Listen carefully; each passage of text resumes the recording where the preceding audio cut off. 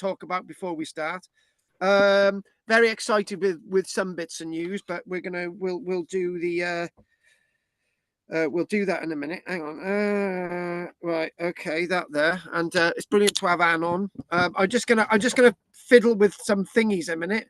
But whilst we're fiddling with some thingies, what we need to know what George has got to say. Well, what can I say? Quinn Cux or Quinn Crux. The 5 dots on the dice represent the pattern that was shown at the place you were last week, Rough Castle. Oh, there's nothing wrong with a bit of rough. Right, the five dots. In terms of the Pompeii, the question is those the walls with the curbstone. Quite likely they had some frescoes on them to sell the goods for the shop that was on the other side. So not only advertising, free advertising on my wall. Day off my wall, fair enough. Yeah. The incidental part that from the age of 10 to 18, I used to go from my home in Pontlottin up onto the Welsh mountains above us and collect horse dung, cow dung, and sheep dung for our farm. We're not related? For our garden, which was about a third of an acre. So we always put, so for 8 years, I'd have a cart and my brothers and I would go, one or two of us, and we'd go up 5 miles, 10 miles up on the mountaintop, and we'd go as far as we had to fill this cart and bring it back home. Well, I hope you joined the Horse Dung Union in that case. Oh, no, we were blacklegs. We were blacklegs, probably. Anyway. I tell you what, me and him must be related. I tell you what, this thing about a script, about putting a script together about dung collecting, it would be absolutely brilliant. I got me shovel over you. You got your cart. They wouldn't be talking like that, would they?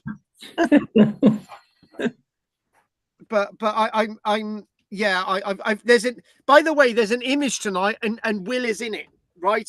Will is in it. Will is in the image from 1892, I think it is. Yeah. In the image. So let's not forget down one of those holes, eh? Yeah, falling down one of those holes. Anyway, Anne, nice to see you. No, hey, hang on. I was going to say that. Nice to see you, Anne. To see you. Thank you, both of you. Yes, it's glad to be back. Yeah, it's good to be back to what the Points Made prizes. Right, I don't know if Andy's coming on tonight. I don't know where Roger is. He's still away, but Judith's on another planet, but she's still with us. Can I just mention? I was having one of those days yesterday. I won an award for my filmmaking about 6 weeks ago. I thought, right, I've got all these other film festivals that whatever, and I thought, I've been selected to be shown at one film festival yesterday, so I was over the moon. So today I was sat at my computer thinking, things are okay, and now I've been selected in another 3. Wow. Well, yes, I've been watching some of your news about that. You've posted some about, disabled actors being on. So yes, I've been watching some of it. I really appreciate that. And it's, by the way, it's Mental Health Week this week as well. Thank you very much. Thank you. Thank you for that. I'm just going to mention, right, I sent an email out to, it was only to a small number of you who've got children, right? And what we've got loads of old shop stuff. And I thought, right, it's hanging around. It's been around for a while. And I thought, right, we're going to put this into a box for like 10 quid. And guess what you get? You get a pendant. You get a dinosaur fossil box. You get this. You get a bag of coins. You get these. Even a load of earrings. You get some fossils. And you get kind of fossils. A Welsh plate coaster. You have a hair clip. You have a selection of reproduced items, and there's even a Queen Victoria stamp in a bag in you. You all get that for a tenner and a few more things. Well, Drina's having one, aren't you, Drina? Oh, yeah. She's having 8. 8? No, only one.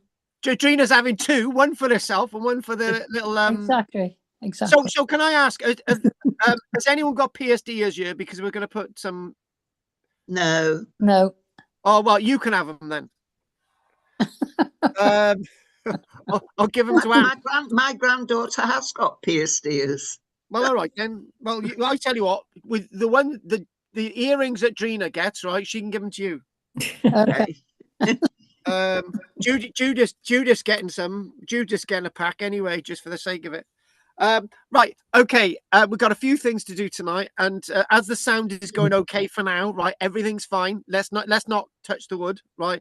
And I got a can of Lucasade to keep me going. Oh, I've got a can of Lucasade. How healthy is this, Anne? You're gonna love it, loving it. Right, Dream, don't start. I got to wind her up. You want an honest answer to that? You've been away for a few weeks. You're not allowed to say anything. Right, Gina, anything you want to say? Gina? Yes. What? I'm asking you, have you got any questions? Oh, right. No, sorry. No. Oh, that was a really bad build-up. It's been pointless, really, wasn't it? Beg your pardon. Yeah, exactly. I'll have to listen better. Yeah. It's Anne's fault. Anything you want to say, Anne? Not really. I was watching something interesting yesterday. I wasn't. The new DNA that they've got, where they can extract it from the tooth enamel, which is very hard to get it from. And they said they've found from looking at this stuff that what we believed about how the tribes of the world have evolved, it isn't. They've proved it isn't so. It didn't all happen in Africa. It's all over the place. And they found this with this DNA work that they do, which is different. I don't know if you knew all this. It's something I only saw yesterday. So are you saying that everything I've been saying about evolution in different parts of the world is completely correct? Oh, fiddly? You know what I mean? Yeah. This is the thing, you see, and it's so good that science is now moving on to looking at these things. And one thing in archaeology is that unless we move the boundaries, we can't examine what Anne's just said. And look at that there, a jawbone. Yeah. From what? What's that from? Look at that! Look at that there. I'm gonna do that. Oh no, actually, it's fake. It's fake. Basically, this guy found this thing in a garden, right? It does look like look like a jawbone, right? It does. These are actually little bits of quartz. Yeah. And they've been set in concrete, and then we've been dumped in someone's garden. The guy thought he had to phone the police. Right. So, oh my God, you're actually worried about me then? Amazing. Right. Okay, then. I'm just going to put my new hat on just to. There you go. Right, Margaret. Anything you want to say? Where's Wally? Here's man. I don't know. He's in a room somewhere. Anything you want to say, Margaret? No, not really. I've had an accident, but I'm okay. And I've been. How? We want to know. I did an elderly lady thing and fell over. Oh, Margaret. And I didn't do anything about it. I really gashed my leg. And I went for a 5-mile walk the next day, and it felt fine.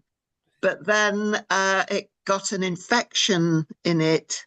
And we were just setting off to the Isle of Man for the weekend. So it's all happening. But I feel a bit better now. But it blooming well hurts.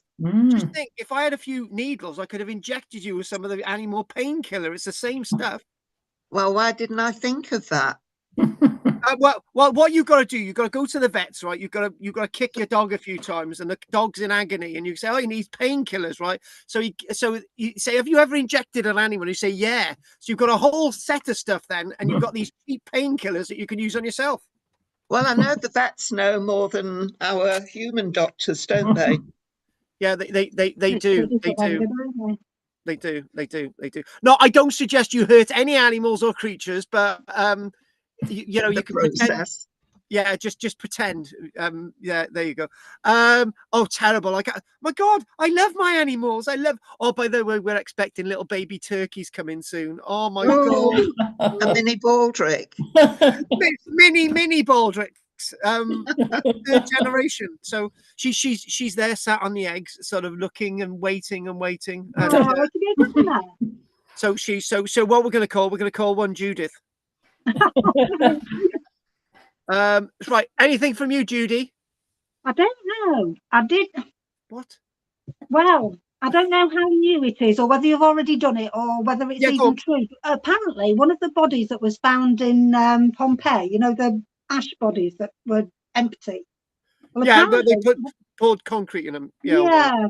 Apparently, one of them was carrying a bag, and they think that he was a doctor because he had medical things in his bag. Is that true? That Or is something true. you've already covered?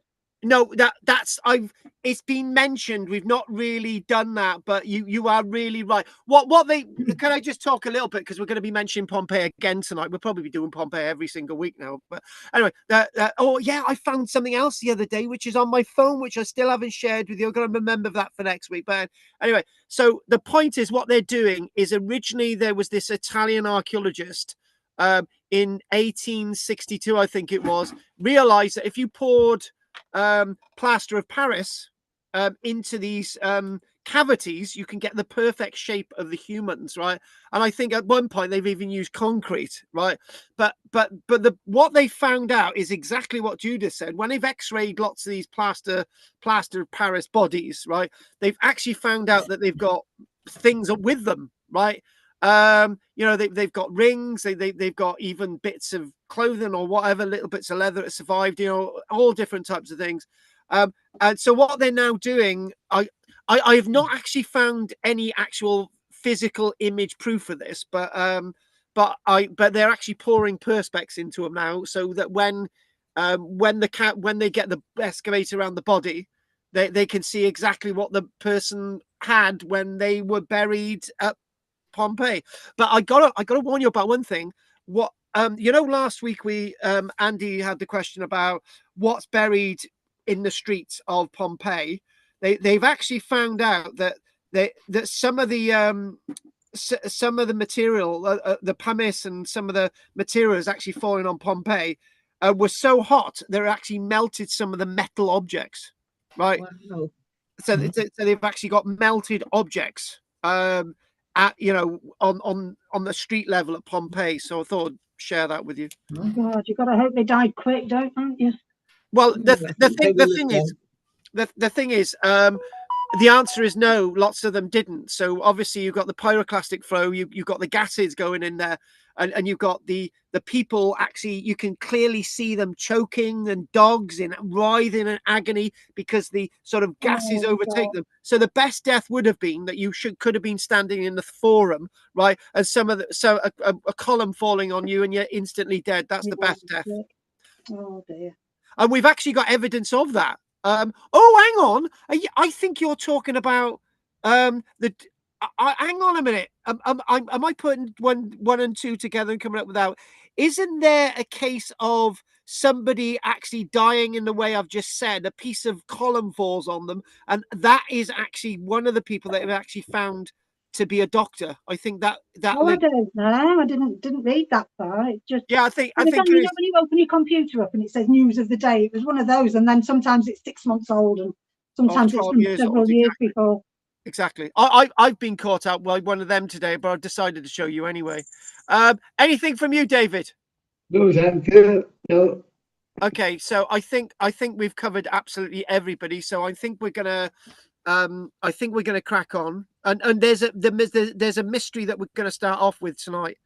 And I need to make sure that I have got my thingamajig up on the screen. I deleted everything to make sure that everything's running smoothly. So what I'm going to do is I'm going to start off with a map, right, of Roman Britain, era Britain, and I'm just going to start off with that. I got that online, and we're going to say, before anyone says you're not sharing anything, I know I'm not sharing anything. So I'm just going to go with this straight away, and there it is. And any problems with sound, you know what to do. You need to say, Carl, we can't hear you. So are you seeing this map online? Yes. Yes.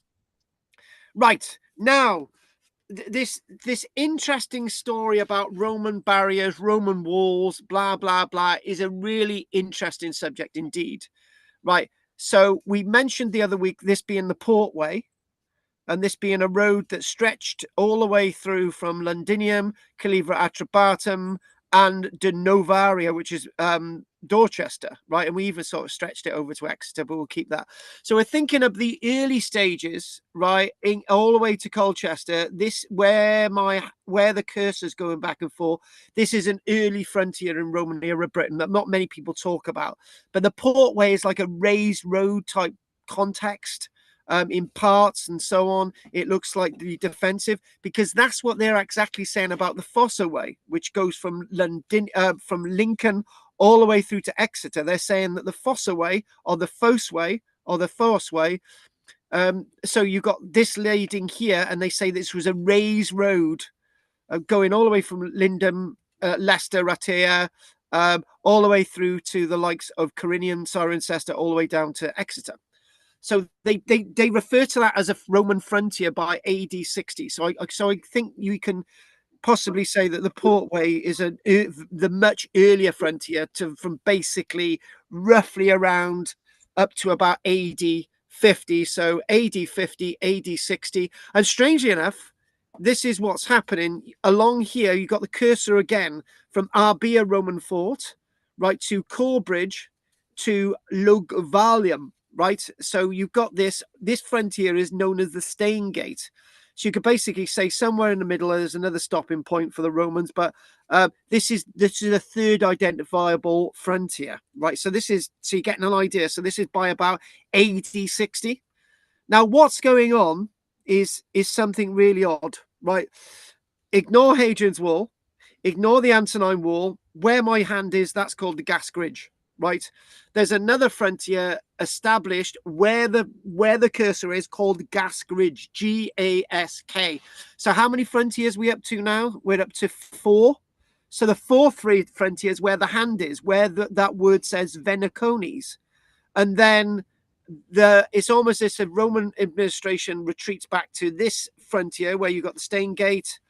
Hadrian's Wall constructed fully and operational by about AD 130. And then you've got the Antonine Wall still operational by AD 160. But you got still this Gask Ridge, which we're meant to be talking about today. But before we go there, let's sort of and what I've got to do now is I've got to talk about another frontier, right?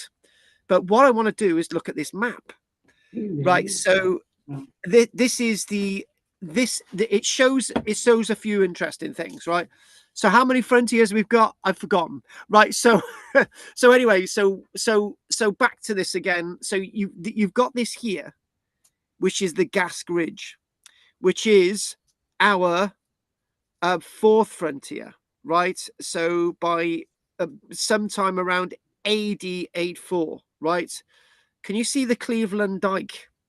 That could be classed as the fifth frontier, but it's a red herring, which we're going to discuss. We're going to discuss archaeological sort of research, prognostication, and we're going to sort of cartographical evidence we're going to look at in regards to Cleveland Dyke. So I would have said that Cleveland Dyke is another Roman frontier that may have run from Gawdy, Inchtutil, Cleveland Dyke. There's a little fort there, and this would have cut off this area of Scotland.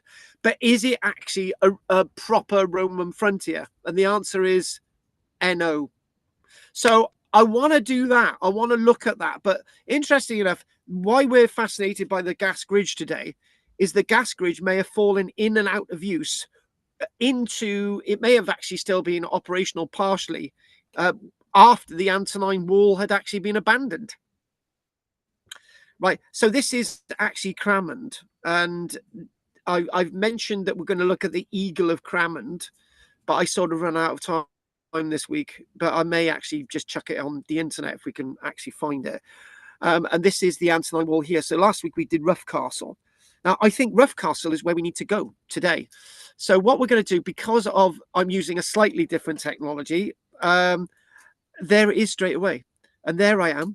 And there I am. And what I want us to do is look at this. Now, interestingly enough, Will wasn't here last week, was he? And he found an image. The one that I was using, which I think was dated 1902, 1900, and it wasn't very clear. It was like a black and white image. Carl, it can was I showing... interject? So again, interject ahead. I copied your photograph off the screen by watching your video, and I went to somewhere called Palette FM, and I colored the plates, the black and white, and I give you the selection of colors. So I did the work, but I stole your work. It's not from somewhere else, it's yours. Fair enough. But I'm actually really surprised that you've actually managed to get this level of accuracy, to be honest with you. So this is actually the granary at Rough Castle, right? And if you can remember, you've got the bank and wall of Rough Castle on the left hand side, and then you've got the commandant's house or the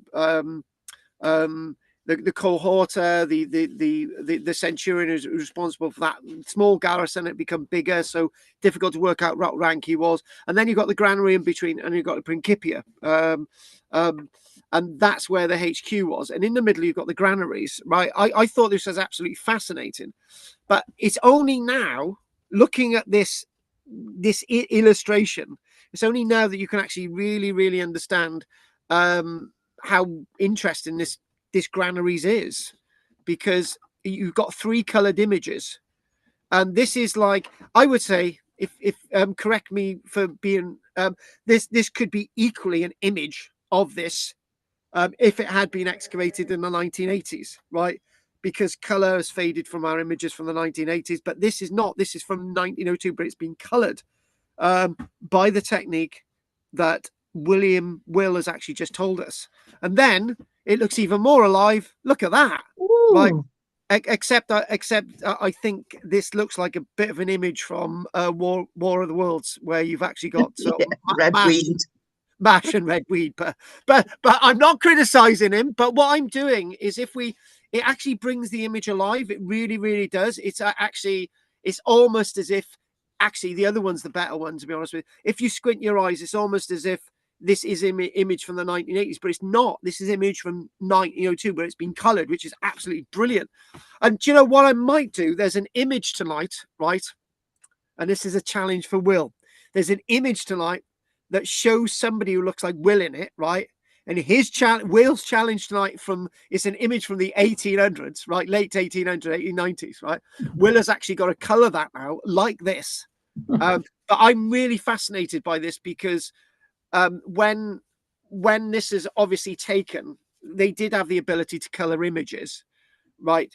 And this is the thing, you know, you've got in 1940, 1950, you've actually got the ability to make videos of the war, you know, on the Western Front, and they've been colored, right?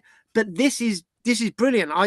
This brings it really much alive. So what you've got, instead of me basically saying, you can sort of make out that you've got a wall along here and you've got these blocks of stone here, it does make it much real. So this wall is not, this is a modern boundary wall, but what you've got here, I'm probably using lots of Roman stone, but you clearly military legionary stone there. This was an auxiliary detachment from the Low Countries, and we've got the Navarre.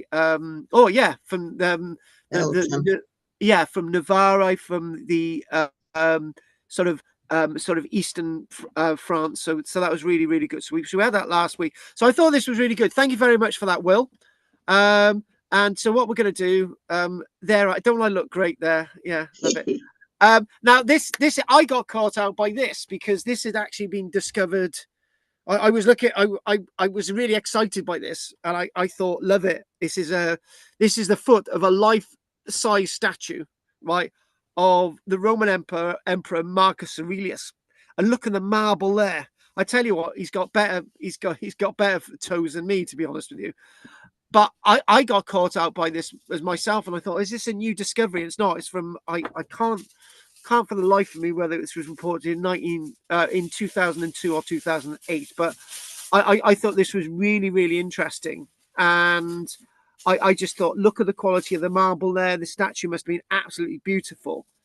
it does remind us that when you do look at ancient Rome, we've only got a small fragment of the wealth of ancient Rome. And you know, when you think about it, this is so lifelike, this sort of sandal. It really, really is.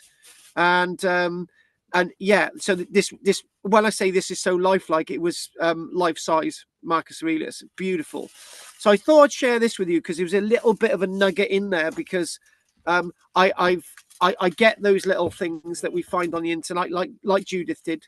And sometimes, Judith, when you do see something on the computer and so on, just take a photograph of it, Judith, and WhatsApp it over to me, because you're on my WhatsApp. You know, you're one of my groupies on WhatsApp. So get that over to me and I can have a little look, right? Because what you're saying is exciting as seeing something like this.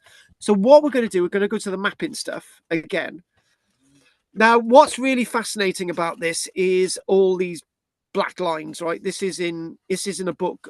This is in Mangaray's book, right? And this is in Mangaray's book, which he looks at all those different sections of Roman roads, thousands of miles of Roman roads in Britain, from the likes of he's recording this in the 1940s, 1950s, 1960s. He's out there. Can you imagine his wife going with him? Oh my God, please not another Roman road. The children are Roman roaded out, right? I've actually taken a group of people on a look at hill forts in Dorset. And I remember after seeing the 10th one of them said, "Oh my God, I'm Roman. I'm hill forted out," she said, poor love. But anyway, so looking at this and what we've got there. So this interesting thing, we've got Hadrian's Wall here. We've got the Stane Gate, number 85. So this is the Stane Gate. We've got Hadrian's Wall. So obviously the military road, the other road along Hadrian's Wall.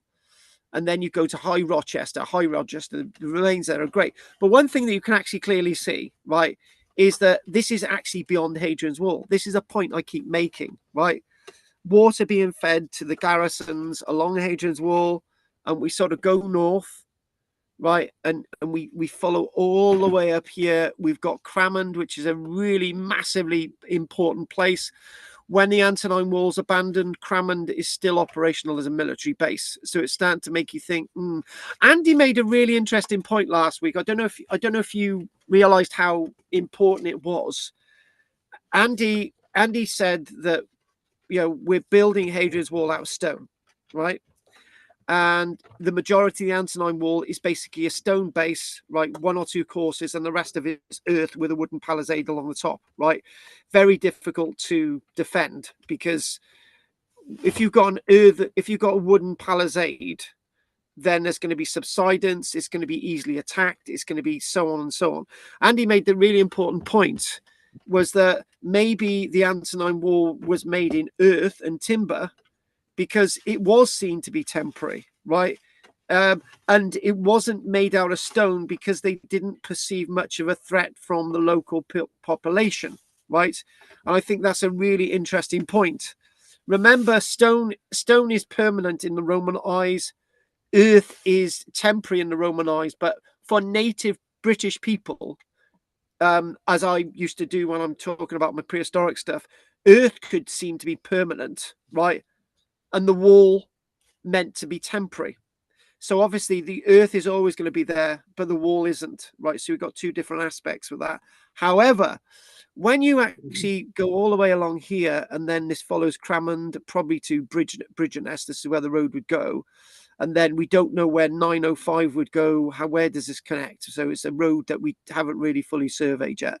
And the one thing about Mangaray, he's basing his surveying ability on the fact that we've got indications of road, right, that could be Roman, and the fact that to get from High Rochester to Whittingham, you would need a road, or from, for example, High Rochester to Hadrian's Wall. So obviously you need to stretch your wall to connect these things. So this is what Madgary's saying.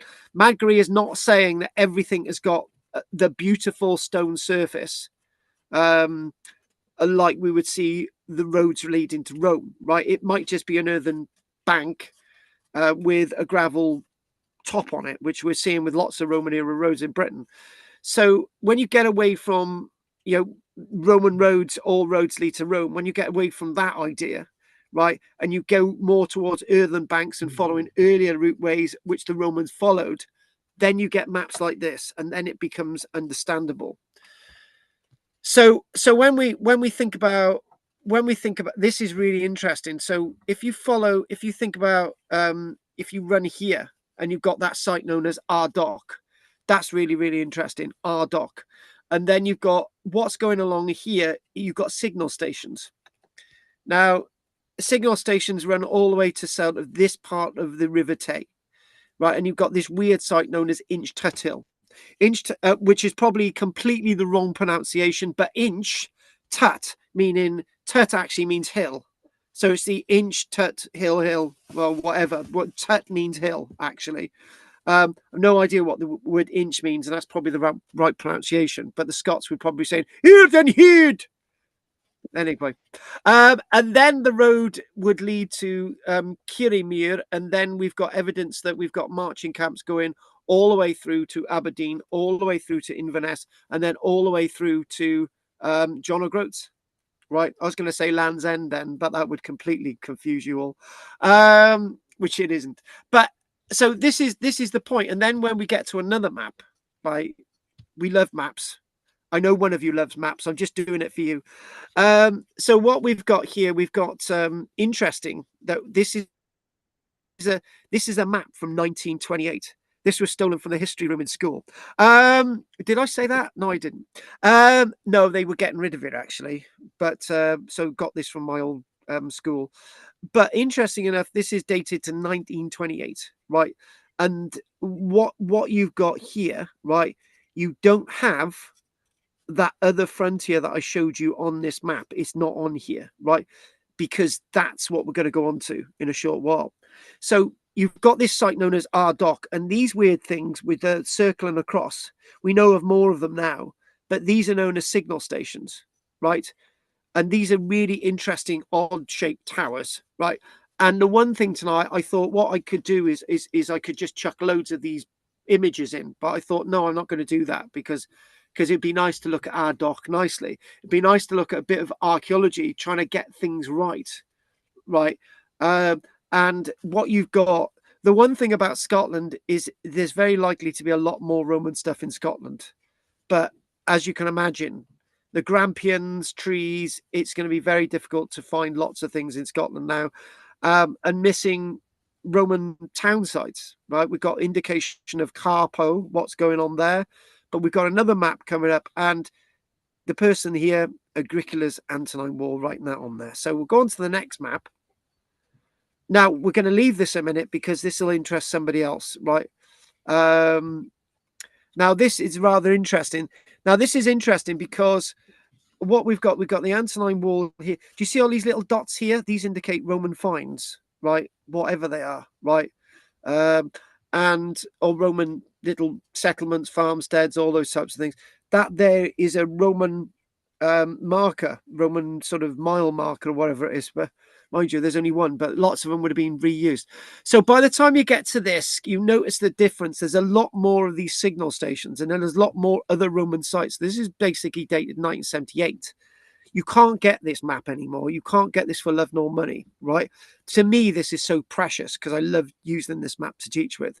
So actually, by now, after 1928, they've actually positively identified Carpo as a Roman settlement, if not a Roman military garrison, actually, with all these sort of boxes, which are marching camps. These square these rectangular things are actually known as marching camps, practice works. But these solid red ones, including Carpo with its settlement, right? Cardine, that's interesting. All of these are like permanent sort of forts. Now, Ardoch is really, really important to us because Ardoch has got a really odd story. So Ardoch is still in operation. This is a point. Ardoch is still in operation long after the Antonine Wall's abandoned. So is Cramond. What does that tell you? Work it out yourself. We might not have an answer, but that puts us there. But what we've got here is something known as Clevedon Dyke, right? Again, that Clevedon Dyke. Where do we go with that? And that's a little bit of a story I want to unravel today. It takes us somewhere else, right? And it's good to start off with something that we believe is Roman and something else that might not be Roman eventually, right? But it before, just in case I forget it, and what Michelle, maybe we need a little bit more role play. I said Margaret will be in for that bit, right? So one thing that we do forget is that what we do find is that lots of these things that exist in the landscape are being utilized by the Romans as sort of divisions in the landscape, as we've mentioned before. The Clevedon Dyke, before we go into this article, which sort of dismisses this being a Roman frontier, right? It's in the right place for a mini Roman frontier, right? This is why archaeologists may have got this right or wrong. And if you think about this, you've got the Firth of Tay here, which would be a natural river, right? And so this whole bit of the landscape, maybe they've got a dike here, maybe they've not, but there's a lot of weird things going on with this landscape. So anyway, just cracking on, moving on. Now, this is known as the Clevedon Dyke. There's a feature going across there, but there's also a feature going here, which is where we're going to start. Right, so let's get my little notes. Right, okay, so what we're going to do is, Margaret, can you come in on with me now, darling? Are you there, Margaret? Yes. Right, Margaret. Margaret. We're going to be a couple of Romans now, right? We're going to move on to another feature, right? Okay. If we go there, right? Just look at that bank there, Margaret. Right? Yeah. Just think in the Roman period that would be about a meter higher than it is, right? Wow. Yes, I know. We don't see that in Rome, do we, Margaret? I don't know what to call you. We'll call you IV, okay? Because that's your rank, IV. And you can call me V. Okay. So IV. What do you think of that? You know, it's there. It's there in the landscape. What are we going to make of it? What's this part of? I'm confused. Is it part of the gas grid?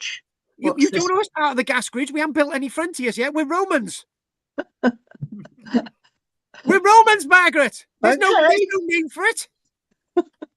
No, Margaret. We got this thing. We got this bank there, right? Shut up, Michelle. It was your idea. She's making a right pig's ear of it. Anyway, the point is Ivy, right? There's this sort of bank. Do you think we can make a use of it? Oh, when it was a meter high. Yeah, it's a meter higher now because we're there in the Roman period. Yeah. There's a bit of a ditch on either side. Do you think we can use it? Well, I suppose they must have thought it was. Hang on, we are the people who must have thought. Okay. Look, anyway, Michelle, this has not really worked. Anyway, the point is, like, Margaret, think about it, right? There's a load of trees. We're on one side, right? And there's this weird thing going through the middle, right? If we put a palisade along it, we can use it as a temporary frontier, can't we? Well, did they have those trees then? They're all coniferous trees. Oh, for God's sake! God! No, they didn't. They would have had Scots pines and all sorts of blooming trees, right? Michelle's just wet herself because of you. Right, but anyway, right, Margaret, I think we'll forget that. It's not worked. Right. Next week, Margaret, I'll be bullying you and we'll do something else. I'll be on it next week. Yeah, I hope so. God. You're just too excited to have Anne back, aren't you? You're just trying to show off. That's it. By the way, you've got to get a cat in your lap next week because I've got one. Right. Anyway, right. So what we've got, interestingly enough. So if we look at some planning stuff, right, there's the Clevedon Dyke, right? It's on a map, right? So archaeologists immediately thought this is Roman, right? And the one thing about look at that there. Margaret's correct. What would the trees have looked like? It may have been covered with trees, but not the trees that we're looking at. But you can see that would have been about a meter higher with a ditch, all sorts of things about it. And you when you think about something like this, right? Say in the Roman period, get your mind into the Roman period. You're thinking, if we've got to this bit, right, then we could put a palisade along it, and this is our side, and that's their side. So that's where I'm going with it, because this is how the Romans are actually thinking, right? I'm just going to make sure. So we're up there. We're where the Venicones are. So let's just talk about this. So the Clevedon Dyke itself is a linear earthwork, right, running for around 2 kilometers. So it's not massive.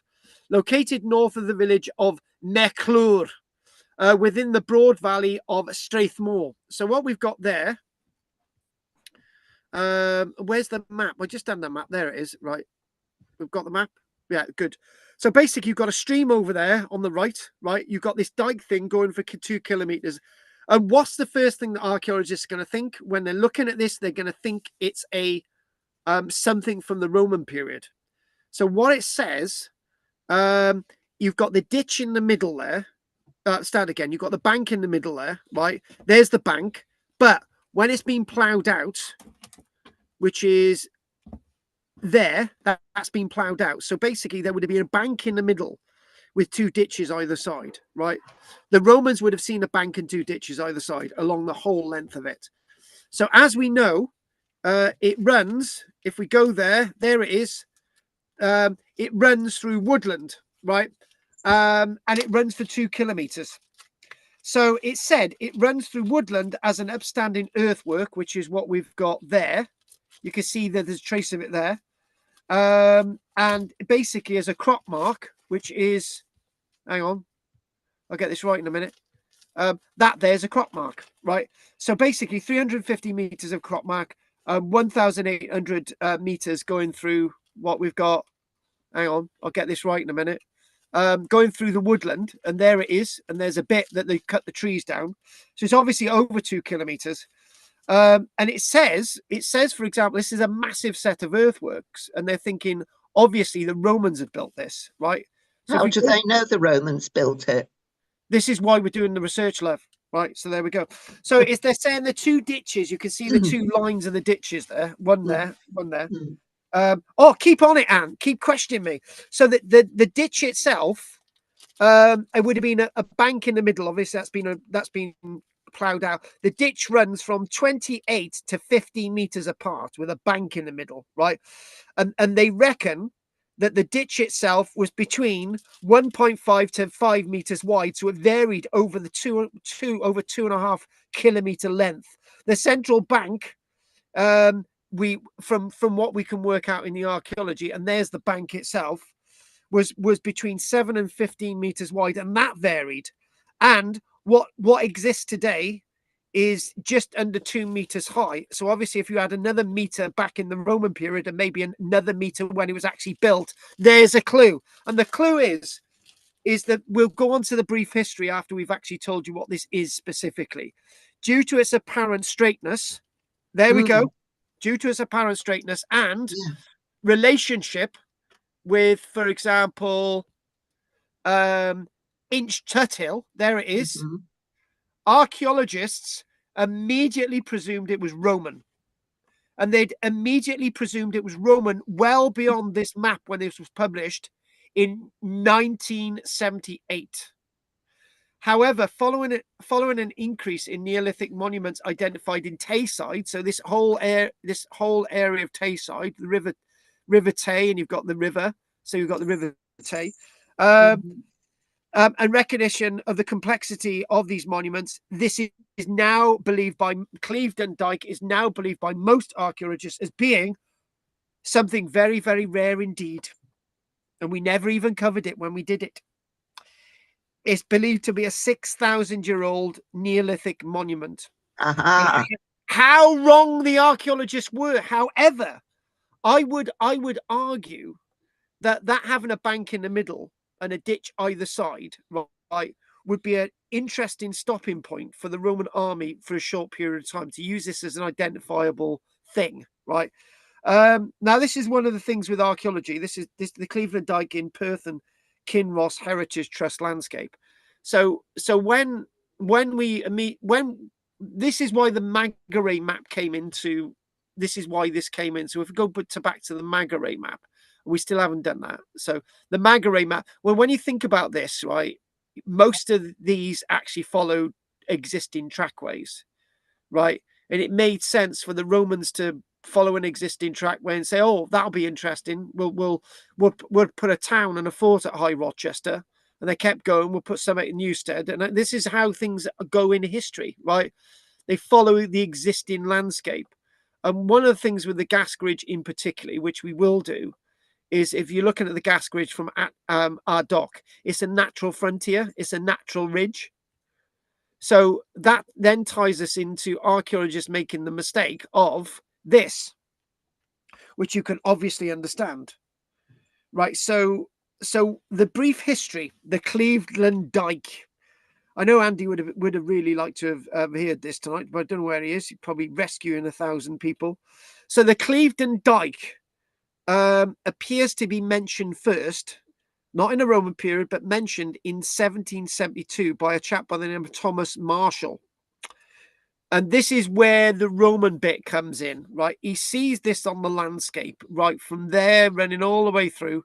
He sees this on the landscape, some of it ploughed out, some of it still there. And he says the following, "I dunno." He goes, "The Romans profited of the commodious accident of the two rivers, the Tay and the Ela, which unite at a certain distance below Eye.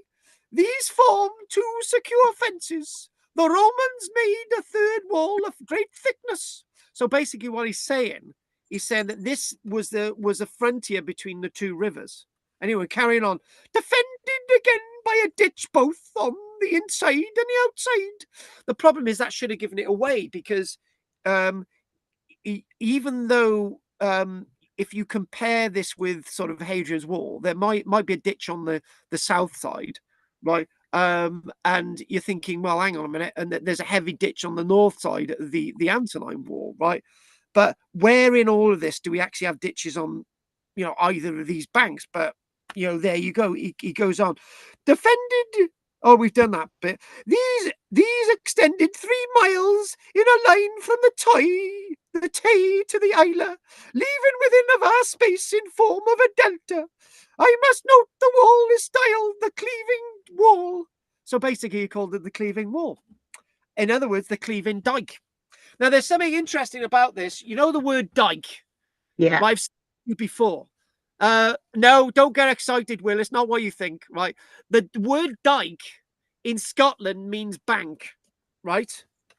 But the word dyke in other parts of Britain means a ditch, right? So this would make it very confusing to a southerner like me, because when I was in Orkney, we had this archaeologist who was with me, and we're looking at this thing, and she said, "There's a dyke over there," she said.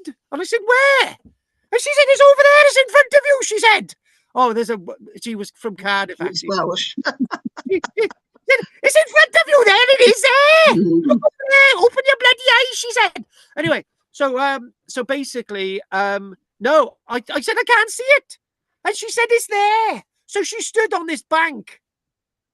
And I thought, oh my God. She said, "Dykes here are banks," she said. And I never made that mistake again. I really didn't. Paul, let me throw a bone into your argument. I was just about to say some more comedy then. I went into a pub the other week and asked to meet the dyke. Anyway, carry on. Right. What if you have two separate tribes within a certain distance, and Bingo. they have a meeting place, which Yes. they build a platform so Yes. that the chiefs can meet, and the banks and the ditches protect both sides so that they cannot attack each other when they are communing about who gets what share of the pot, who gets what part of the land. Hang on a minute. They're not Irish, you know. Anyway, look, the point is he's got a good point. Actually, Will's not too far away from what these Cursus monuments were.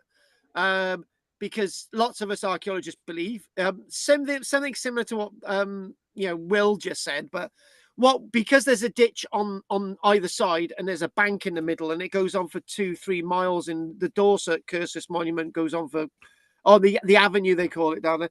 But anyway, so that monument goes for a few miles, right? And you're thinking, well, these things, we usually don't find any finds in them, right?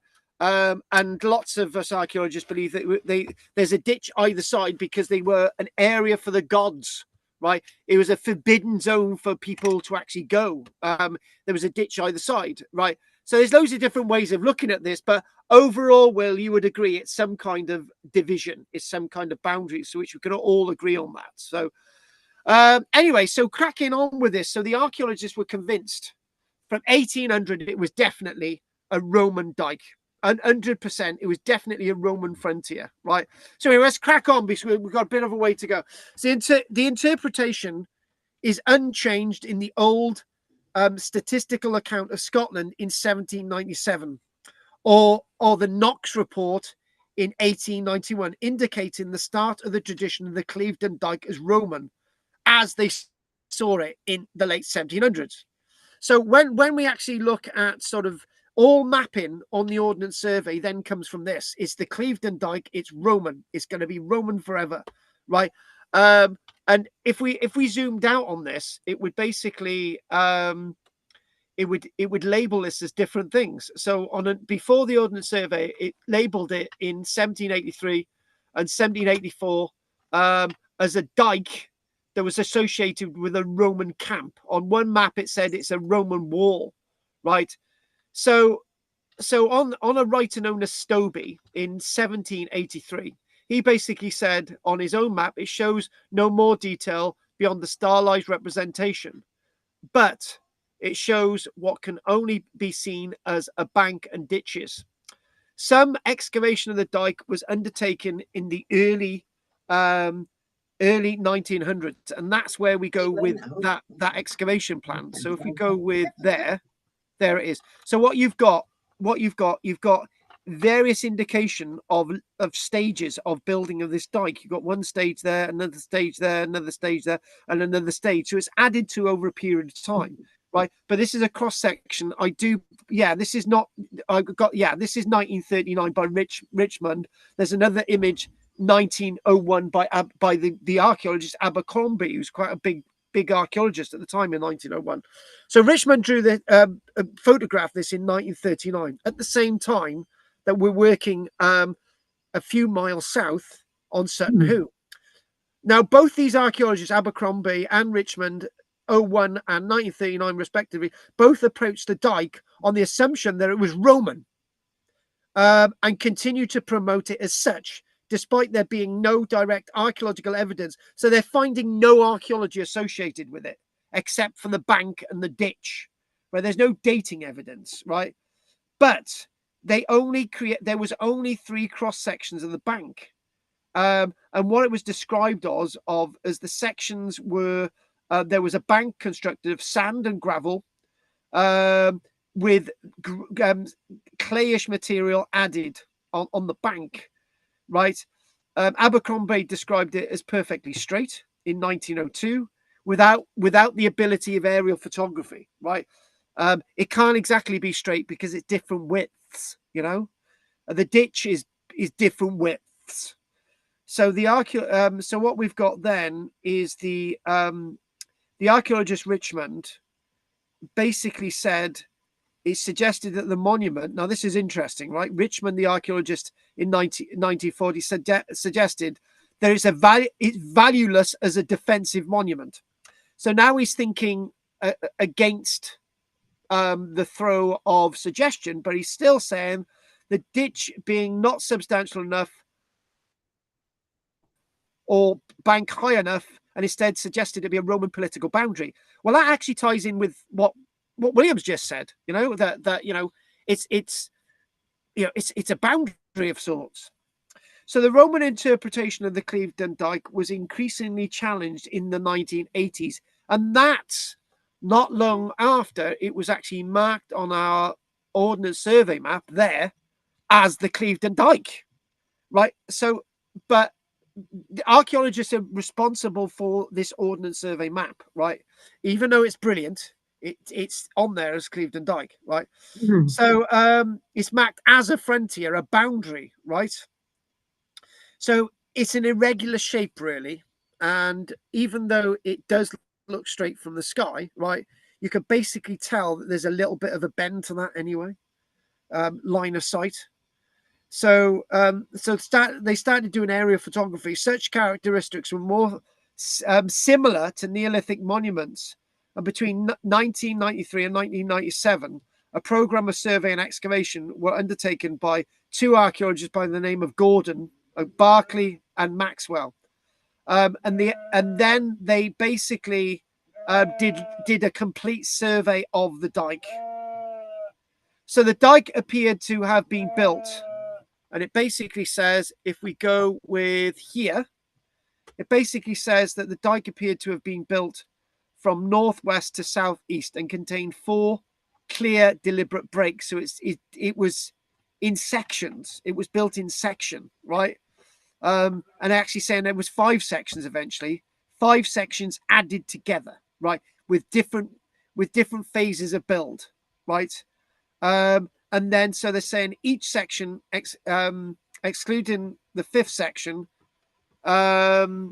each of these sections, the 4 sections are still stand, but the 5th section is now a crop mark.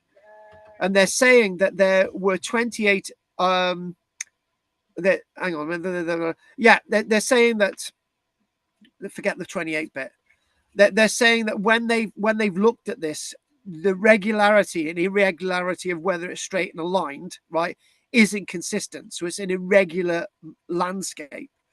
And there's something really interesting. As they surveyed it, they actually realized that it actually incorporated other prehistoric sites. And suddenly the monument just ends. It just doesn't go anywhere, right? So when we look at this, it's typically not an avenue, it's a cursus monument. So if we go back to, where is that illustration, right?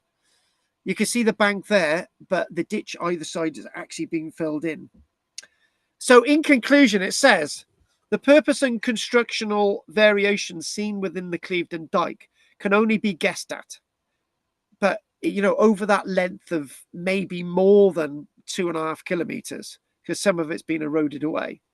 But if you take this back to 6,000 years ago, the cursus monuments are generally thought to have been, some say like me, they say it's an area of the gods which nobody ever used, and that's why there's a ditch either side, and nobody would have gone onto the bank. Other archaeologists say it was a processional way. You did walk along the top. But if you did walk along the top and it was irregular, how would that work? It's basically saying this. If you look at there being 5 segments to this, right? It's saying that if each segment was constructed over 5 years, then it could have been completed within a lifetime, naturally. But each segment may also have been constructed for certain events or purposes.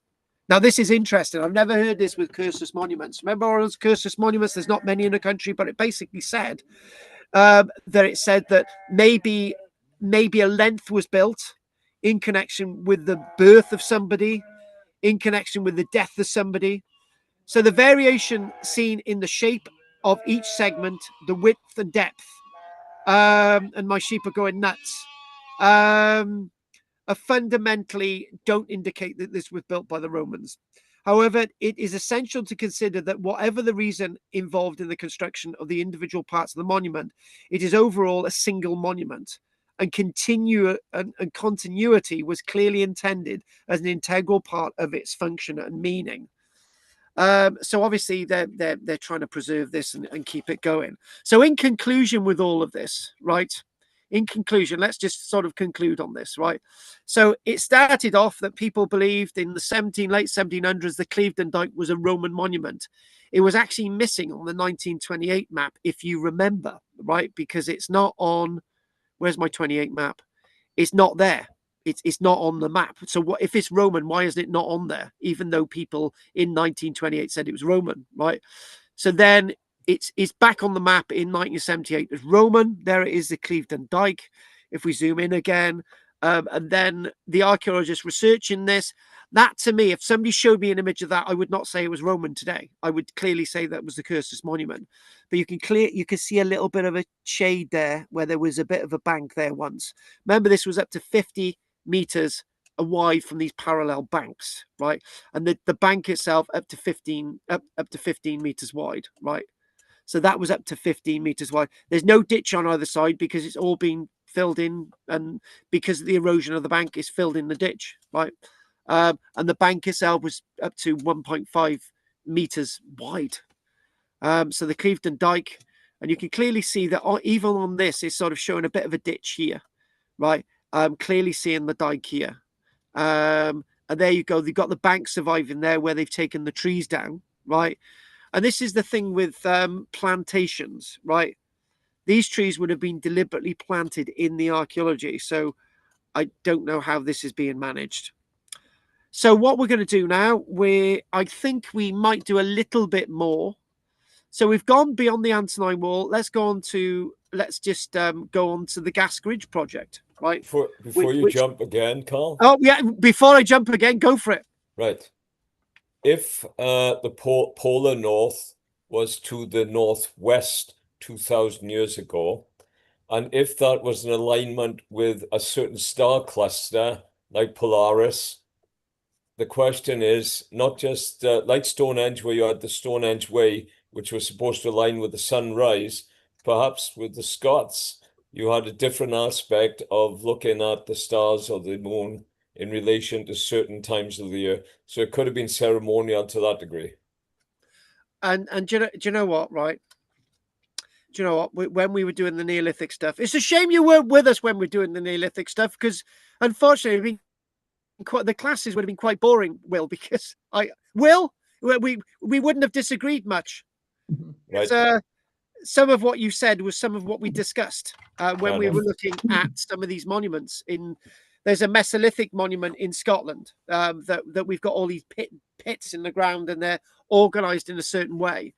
And if you put posts in them, and that was a Mesolithic monument, one of the most earliest Mesolithic monuments, and we discussed various different things like that. So they would have been quite boring classes, Will, because we wouldn't have had any clashing, which is a shame. Oh, I would have found something to clash with, Carl. Well, okay, if you know, I'm sure we would have. So what I'm going to do now, instead of going on to the Gascoigne now, I'm thinking that maybe I want to show you something. Right? No, I'm not taking my clothes off. No, I'm gonna show you something else, Anne. Right? And what we're going to do, we're going to go online and we're going to type in the where is it? And we're going to type in the Eagle Stone, right? And that's what I'm going to do now. You can't see me typing the Eagle Stone, right? And I don't think any of you will have seen this, Cramond. And it's coming up. Oh yes, there it is, and I've got an image of it straight away. Oh no, which image shall I show you? Right, I think I'll show you. Oh, there's always one in there, right? So what I'm going to do, I'm going to share the screen now, right? And we've got all the different images on there, and I just want to show you this before we have a break, and would then focus on the Gascoigne, right? So, do you know, I've forgotten what I'm doing. Oh, right, I'm teaching you guys, you know, right? Yeah, that's good. Sorry, Anne. Yeah, nothing's changed. Nothing's changed. Right. So what we're going to do, hopefully, what we're going to do is we're going to go. Margaret, what are we looking at now, Margaret? A number of screenshots. Now that there, are we now seeing the Eagle Rock? Let me just have a look. Don't think so. No. Who asked you? Sorry. I'm looking for is a rock. No, it's just It's right, all right then. Well, no, I can't see a rock. We haven't warned Dan. The technology's changed, Dan. I don't have a clue how this works, so we'll we'll basically what it is. I've got to keep going in and out, and I've got to do different things and entire screen, and we do that there. The Eagle Rock.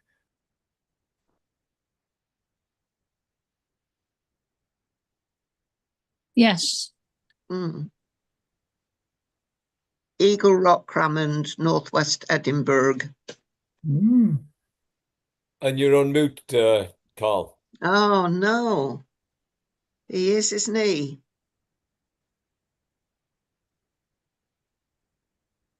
Can't hear you. You're on Can't mute, hear Carl. you. Carl, you're on mute.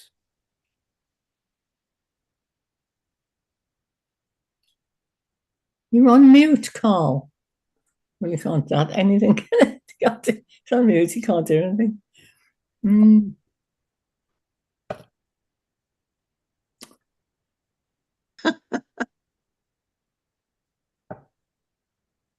Will unmute me, it says.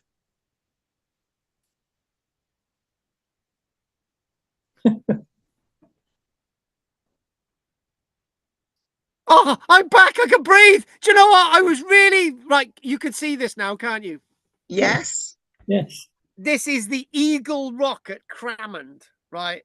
And this is a worn carving, right? And I'll basically what I think I might do is try and get another image, and it's all going to go to pot, right? So don't complain. So if we do the hopefully I can. Oh, there it is. Oh, that's good. Oh, well, I'm glad you agree, love. Oh, I'm glad you agree. Right, are you looking at that? Yeah. Yeah, we're looking at Eagle Rock. Oh, little. I had a moment from EastEnders then. Ethel was looking for a little Willie. Right, anyway. So so you can see the Eagle Rock. Now there's a. Do you want me, I'll tell you the story about this. I mentioned on your map, on the map about this place at Cramond, yeah? Yeah. Yeah. Well, yeah, it does help, right? So so it's really, really interesting. It's believed to be a Roman carving, right? It really, really is, and they've got no other sort of prognostication for this at all. They got no other. I typed in Eagle Rock, and I get this weird band from the States, right? So it basically says as follows, right? It says Eagle Rock. Hang on, accept that, right? It says Eagle Rock is a weather-worn carving of an eagle. Well, it's not going to be a seagull, is it? Come on. Right, it's so it's an eagle thought to date to the Roman occupation of Cramond between about AD 140 and into the AD 200s. So that's the point. So this site at Cramond, the Roman fort of Cramond, is in operation 60, 70 years after the Antonine Wall has collapsed. And you're thinking, well, and it's sort of, it's really interesting. So there's been lots of ideas for this. And if I go with that there, that one. Yeah. Look at that there. Eagle Rock. Basically, if you go on the internet, it's like 50 different signs. People keep nicking the signs, apparently. I got one in my garden. Oh, nothing. Right, anyway. So the Eagle Rock itself is possibly linked to maybe a garrison that used it as a symbol at the Cramond fort. Right. Now, the point is with this, if you notice that image there, right, it's basically on the coastline, right, and if you step away, right, you can actually see it more clearly. That's just a natural rock formation, though, isn't it? Yeah, it is a natural rock formation, but there's the eagle carved into that bit. Oh, okay. Yeah, it's that bit there. So, other than that, we don't know anything more. We don't have a foggiest, right? But because it's so worn, they do believe it's of Roman date, right? And the way it's worn, it looks like it's been carved by Roman craftsmen, right? And I think if we type in the latest, and there it is. The whole rock supported by a piece of rotten wood. No, so there it is. So I thought that's a photograph taken by Tom Wong. I can't see an eagle in it. I could begin to. It looks like the beaks are right at the top. And Oh, the so side. we're looking at the not there. profile. There's the eagle there. That's the eagle. No, it's not. It's not the depression. It's the relief thingamajig, right? So what I'm going to try and do is get another image of it, and I'm going to go and have a hot shower, right? With Will. There's another image here. Are you getting the other image here? Oh, I can't believe see that. But anyway, you're getting the idea, right? Yeah. Unfortunately, I haven't actually seen anyone who's actually done a reconstructed drawing of this. Right? If I type in Cramond Rock, Eagle Rock Cramond, reconstructed drawing, see if we can get a reconstructed drawing of it. And if not, then no, that's not it. There, it's the other way round. See, there's hardly anything about it at all other than these weird photographs, right? I do believe the eagle's facing the other way around. Okay. So it's known as the rock eagle. And we'll start seeing swastikas next. So I think we'll finish. But anyway, I do believe the eagle's facing the other way around. But the back of it. Certainly. Yeah, I've had enough. Right, anyway, that's me done. That's my eagle done. So Anne, have you? I don't know if you're leaving us now because we're going on the break, but is it good to be back? Yes, I'm glad to be back. I was going to say to you, if I feel tired, if I can just leave and just switch off, and I'll see you the next week. I'm doing fine with the minute. I'm not tired, but I do get. I wake very early and I can get very tired at night. Yeah, well, I thought I'll come back, and if I can do it that way, there's no reason I shouldn't come at all and do it every day, every week. Well, you got to come every day. You've got to every single day, and hopefully you'll see us on a Tuesday and a Wednesday. No, I don't think I'd manage every day. No, we only do it twice a week.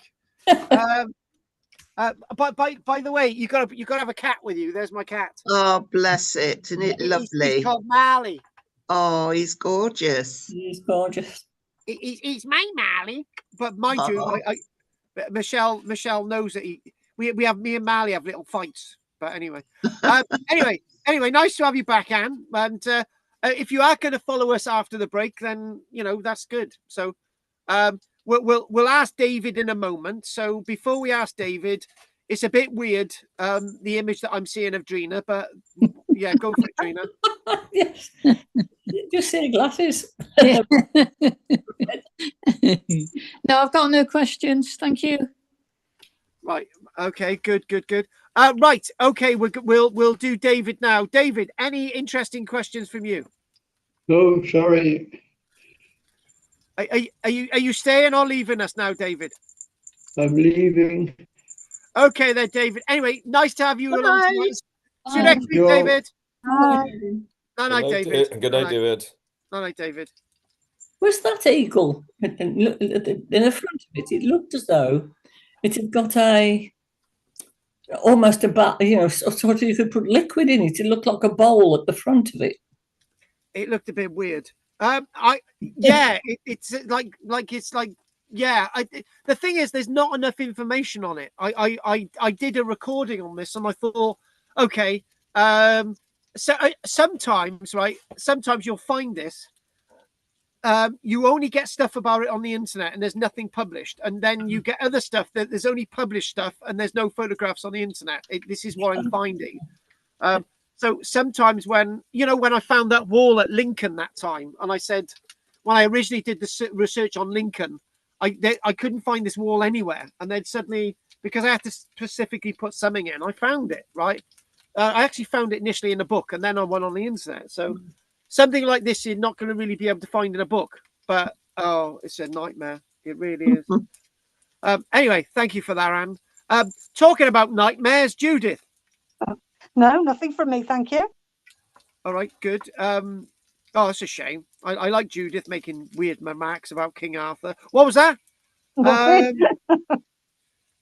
King. Oh, I said if you look at some of the place names north of the Antonine Wall, right? Yeah, you could find Camelot. you could if you imagined. No, it's real. It is real. It is. My Michelle's my Guinevere, right? Oh, She ran off with Athos, right? Anyway, talking about Athos, Will. Right.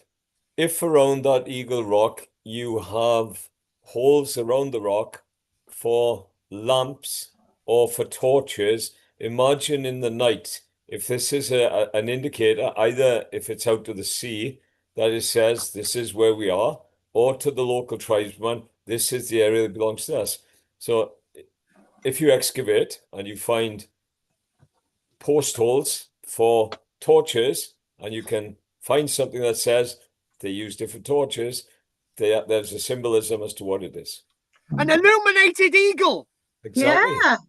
Frighten off the where the holes were, there was a sort of like there was a beak. Yeah, sort of flat beak, yes.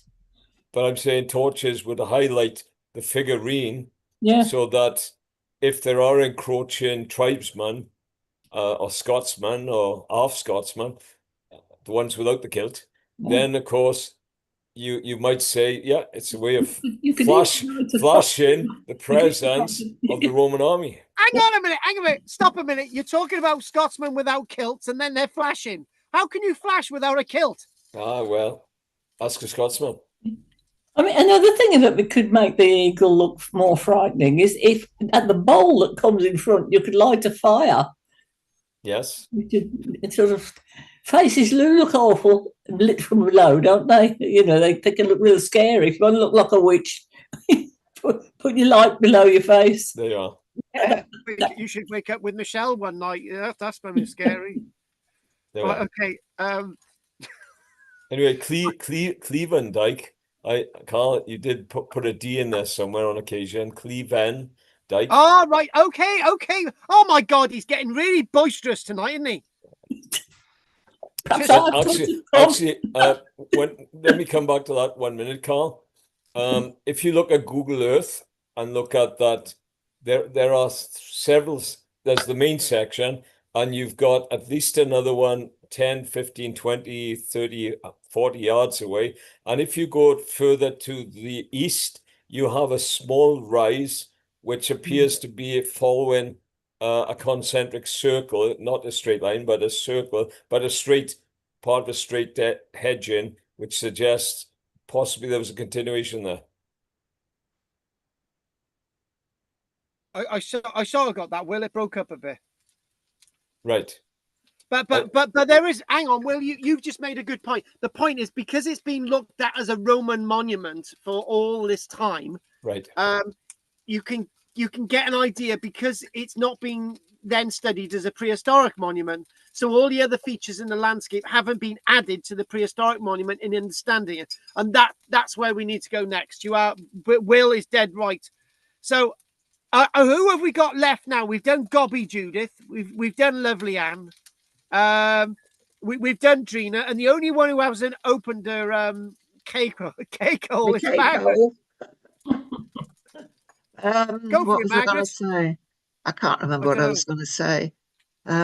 Seems a very strange place to put a frontier. Was it to separate the lowlands from the highlands? Why was it there?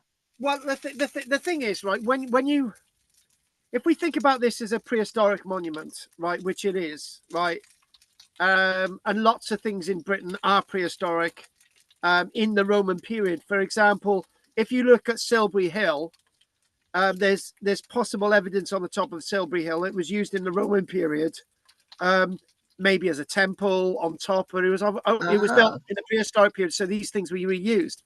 Maiden Castle as temples, it's these things are being reused. So if you think about, for example, if you take the mindset away, right, and you think, right, the Port Way, that route from Dorchester all the way through to Caliver Atrabatum in London, It's just like an artificial ridgeway and then we'll just use it as a road and we'll move further forward. If you think that way, right, then it makes you understand what's going on. And you can think about you and I as Roman cartographers and Roman sort of geographers thinking, oh, hang on a minute.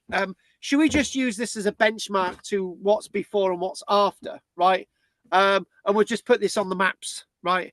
And then it makes it more understandable. So what you're doing, you're recording contours on the landscape. It's like when an archaeologist records things. There's a road there, so we use the road as a benchmark to what we're recording with the archaeology, right? So you could look at it that way. Well, you know, when you showed the ridge going through the woods, I did think it looked like a cursus monument. So could it have been, and the Romans have just utilized it for themselves? Yeah, this is what we're possibly saying. There is a cursus monument from the Neolithic period, and the Romans obviously using this for themselves. But obviously, the bank itself, they're thinking, or maybe there's something even more powerful at work here. And I'm just going to chuck it out there. Maybe the Romans respected this monument so much that they just left it as it was, which in itself it then becomes a monument within the Roman world, because. If you look at it logically, the archaeologists excavating Abercrombie in 1902 and Richmond excavating in 1939, they found no Roman archaeology with it. That tells us that even though there's a Roman fort like there, right, and there's a Roman camp there, right, they just left it. And maybe that tells us a lot about the Roman mindset. For example, what did the Romans do with Stonehenge? They left it. Yeah. And the point is, the Romans left these monuments because they're still with us today. If the Romans removed these monuments, they wouldn't be with us today, and therefore the Romans had destroyed them, which they didn't do. So that makes destroyed perfect sense. Some. They might have just no. I don't think they did, because they did respect our religious beliefs, didn't they? Yes, they did. Yes, they did. So, yeah, all civilizations remove things. All civilizations destroy things, but the Romans didn't. And you're looking at, okay, if we want to really compare people in history, right? If we want to go outside the box and we think, right, let's think about the period in Germany between 1933 and 1945, right? All synagogues in Europe that they managed to get their hands on were destroyed, right? But the Romans did not do that with places of worship in the land that they conquered. And the Romans held with their minds Roman Britain for 400 years. The German Reich did not last for 20 years. And the Germans removed all these things, right? So if you want to compare the Romans with the Germans, the Romans were a walk in the park. The Romans were the teddy bears of history compared to the Germans. And they were, and we've just proven it. So it's 8:33. Michelle has lovingly slapped me across the face for terrible remarks that I made about her in the lecture, right? She has also said that she's never ever making me any food ever again, but she said she might make me a pot noodle one day. And we're gonna have a break. Okay, see you later. I'll be back. See you later. You'll be back. So we'll be back at 8. Well, 15 minutes will do, so we'll be back. Okay. Okie dokie.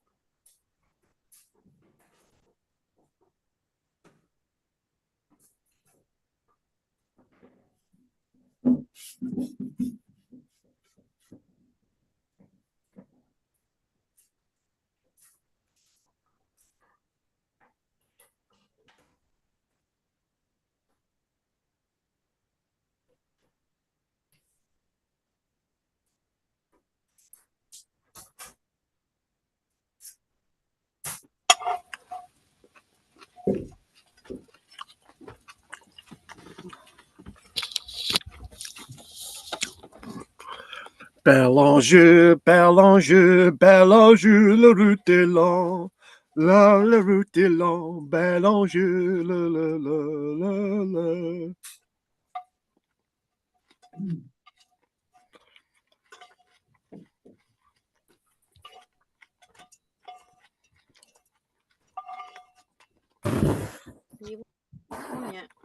Yeah.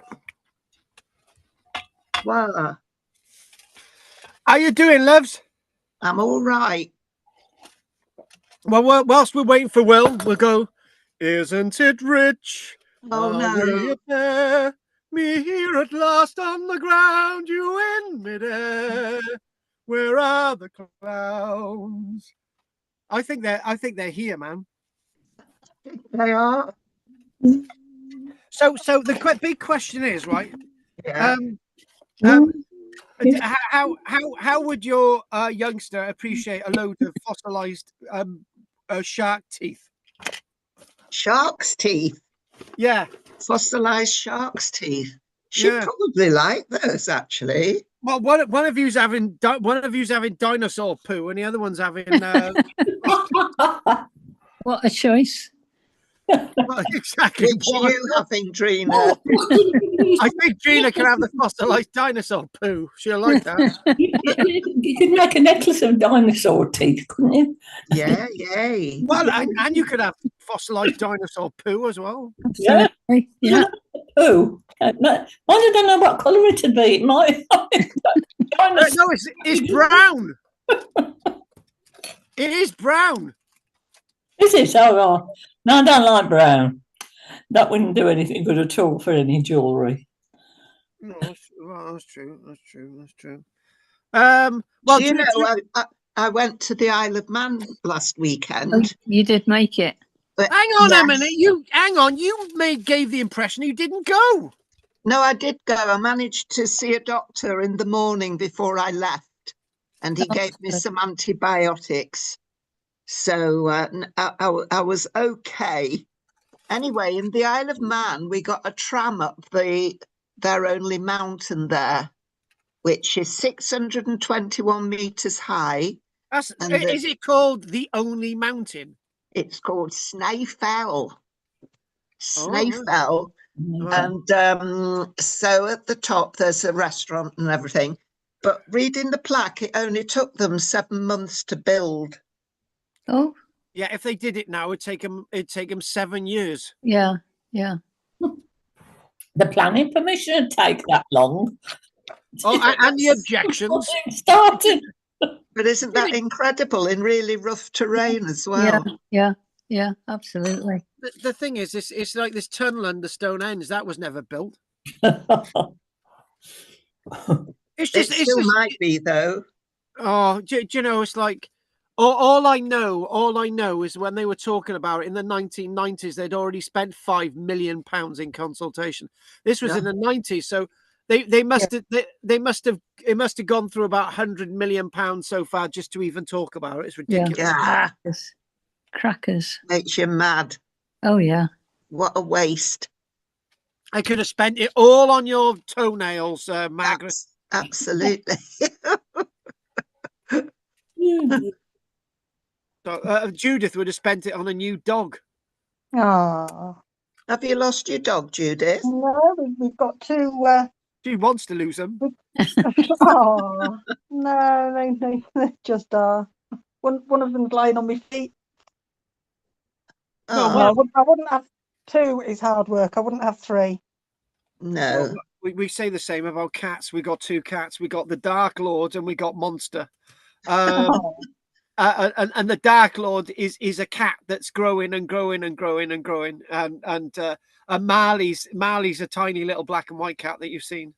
How do the cats react to your turkeys? Actually, the thing is what it is, because when animals grow up with other animals, right, they leave them alone, right? It's just that our cats like going after rabbits. So if we got a pet rabbit, right, it's very likely that the cats would not go after rabbits anymore. Oh, okay. So yeah. Anyway, I'm gonna get us started now. I don't know where Will is. He's disappeared. Right? He's gone He's somewhere. researching stuff, I bet. Well, yeah, exactly. I got what it was. I had some more images of Pompeii, right? And unfortunately, I have been trying to get them to transfer over to here for the past few hours, and they've not come through. So what we're going to do, we're going to look at those images, and we're going to try and make something of them, and then we'll make something of the ones next week that we whatever. So I'm just going to get that up, and right, is Herculaneum much smaller? Yes, it's about a third smaller. Oh. So we do actually have 3 images which are going to come up now, and I think 2 relate to last week. So let's just have a little look. Nothing wrong with a bit of this and a bit of that. So let's just go with here. And it's so good to have Anne back, because the one weird thing is that both Annes on both of the classes dropped out. Oh. The one Anne dropped out for with us guys, for obvious reasons, which she's explained, so we don't need to say that. But the other Anne in the other class, she dropped out because she couldn't see the screen anymore. And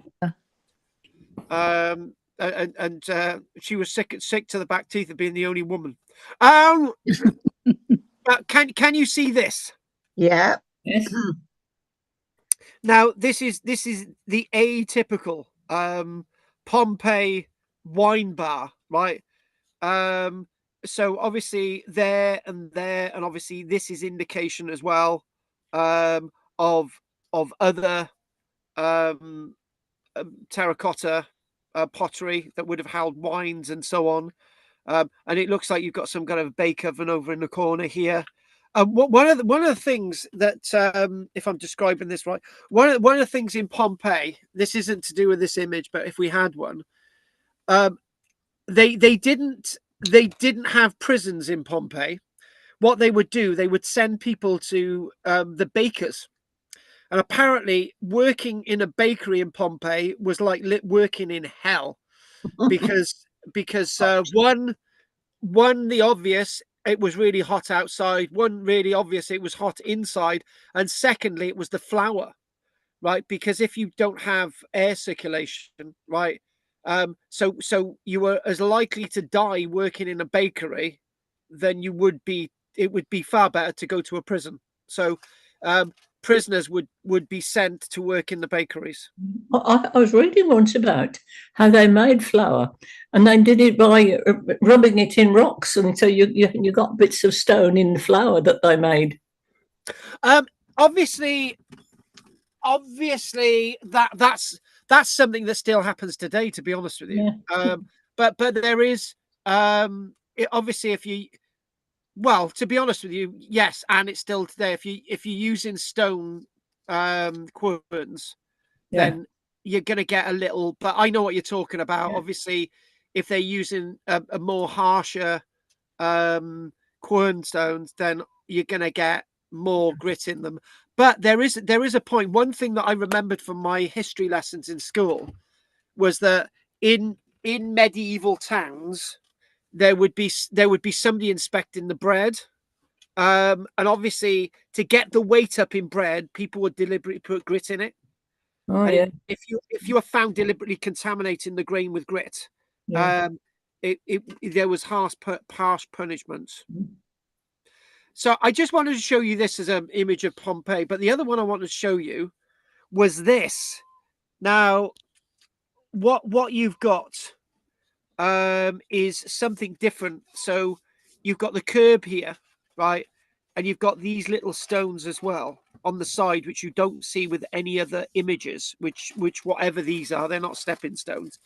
But what we did last week, Anne, we were particularly interested in the lanes and trackways and roadways and so on in Pompeii, and we were saying that some roadways were so narrow you could only get a cart down them going one way in most cases. Some lanes were so narrow you could only use them for pedestrian access, and obviously this a main street like this would have had shops and tavernas on either side. And then we've got another image, which is this. And I was mentioning about water fonts and fountains along some of the more public roadways in Pompeii, and this is one made of marble, which we didn't show last week. So what I want us to do now, I want us to get over to Gascoigne, and hopefully, if we go through, oh, do you know what? This image is for Margaret. I think it's for Margaret. Margaret, can you remember a few months ago you asked a question about Roman maps and so on? Was that you, Margaret? Can you hear me? I do like maps, yeah. You were basically saying, did the Romans have place names and for the most of the landmass of Britain? And look at that, the Orkney Isles. So if I'll have to turn round, I'll have to turn sideways. Right. What we're going to do is, this is the way the map is. So what we're going to do. That's better. Right. Okay. So obviously what I was trying to do is have Scotland pointing north, but obviously that didn't work. So obviously if we go to here, so you've got Cataracorum, and then what you've got, if you go now and you're looking at all of these place names, and then you go into, for example, Scotland, right, and you head the shape of Scotland, and you get an idea of the place names. So the Orkneys. So what I've got here is I've got a translation book. If I can get my translation book out, and we can look at the Latin, and we can get a direct translation for them. So where are we on our map? So interesting enough, is that Lindum, right? Which is quite odd to be there, right? So if that's Catterick, right, and that's Eberacum, York, right, but you've got a Lincoln there, Lindum. So there are actually two Lincolns. Two Lincolns, right? Where's the other? There it is. We got two Lincolns, which is rather interesting. So, so where are we on this map? So if we go to, for example, Aurea, right? I've no foggiest what Aurea is. So it's so Aurea, right? Do you know, in my translation book it doesn't actually say what Aurea is. Alvna. Right, that's actually coming up as Northumberland, right? So Banatia, so that is here we go, Banner, that's Bird Oswald. So this is obviously Hadrian's Wall along here. So right. Banatia, Banner is Bird Oswald. Tamir, again, I've got no idea of that place, so I'm having to double translate. Yeah, so Tamir. It doesn't actually say what Tamir is on here, so I've lost on that one. So we can translate some of these, but all of these here are actually tribal names, right? And interesting, the Cornavai is very similar to a tribe in the south, but you can clearly see Orkneys there. Sketis Islands, is that referring to Shetland Islands? I'm not sure. But what you've got the Orkney promontory. So obviously, if you line that up with that, so that's the gap between Orkney and the Orkney Isles. And this is a map that was put together roughly around AD 100 based on work from about AD 50, right? So this is when the Romans are looking to plan in some of these place names. That's an interesting one. Castra means fort. So I'm just going to look at if I got a direct translation for that. I thought I had. I don't even know what Pinata Castra is, but it's worth a look. But you can get an idea. Did Agricola go all the way up there? Yes. Oh. It's likely as well. It's likely as well that what we've got here. That's the Black Isle there. That's the Black Isle. So this is where Inverness is. Mm-hmm. So if you go all the way up here, what we've got is evidence of marching camps going all the way up to the Orkney promontory. So that's what we've got. So I thought I'd show you that. Oh, and there we go. The Tay estuary. There it is. Oh yeah. That's the Tay estuary. So we know where we are, but it's really interesting. What are these places? Yeah. Pinati Castra. I have no idea, but naturally we can look at this map again. So I just wanted to, whoever wanted to look at that, I wanted to show it to you. But if we go the other way, just quickly, right? If we go the other way, interesting enough, look at Ireland. There's loads of place names for Ireland. Dublin, right? There we go. And there's the Isle of Man. And there is. There is. Is that? Yeah, that's the Isle of Man, isn't it? No, it's Mona down at the bottom. Hang on a minute. Where are we? Mona INS. Does it say? Yeah. Right. Yeah. Anglesey. Monarama Isles. Or is that Anglesey, Drina? That's Anglesey, yeah. Yeah. Oh, so the Isle of Man must be Monoraria. Yeah, that must be it. Yeah. Yeah. So yeah, she is right. Mona. Yeah, that's the Welsh name for Anglesey, Mona. Yeah. So what we've got here, lots of these place names are not exactly what I would. So you've got Moradunum, which is Carmarthen. That's what Moradunum is. And Lincoln is completely somewhere else when it actually should be sort of over there. But you can get a good idea from this. So and that there, this is Cornwall. The Iska, that's Iska, the base of the Second Augusta Legion. Now, interesting enough, the point to that is that this must be based on mapping evidence from roughly AD 50, because the Second Augusta Legion was still based. This is how you date this map. The Second Augusta Legion was still based at Exeter in AD 50. But AD 55, they were where the L is in the word Silures. And there you go, Viraconium, that's Roxeter. But there is something really weird about this map, right? What is really weird about this map is that this must be put together from lots of data, right? So, and the reason why I'm saying that is that Chester, where Diva is, the base of the second, the 20th Valley of Vitrix Legion, right? That didn't exist in AD 50, right?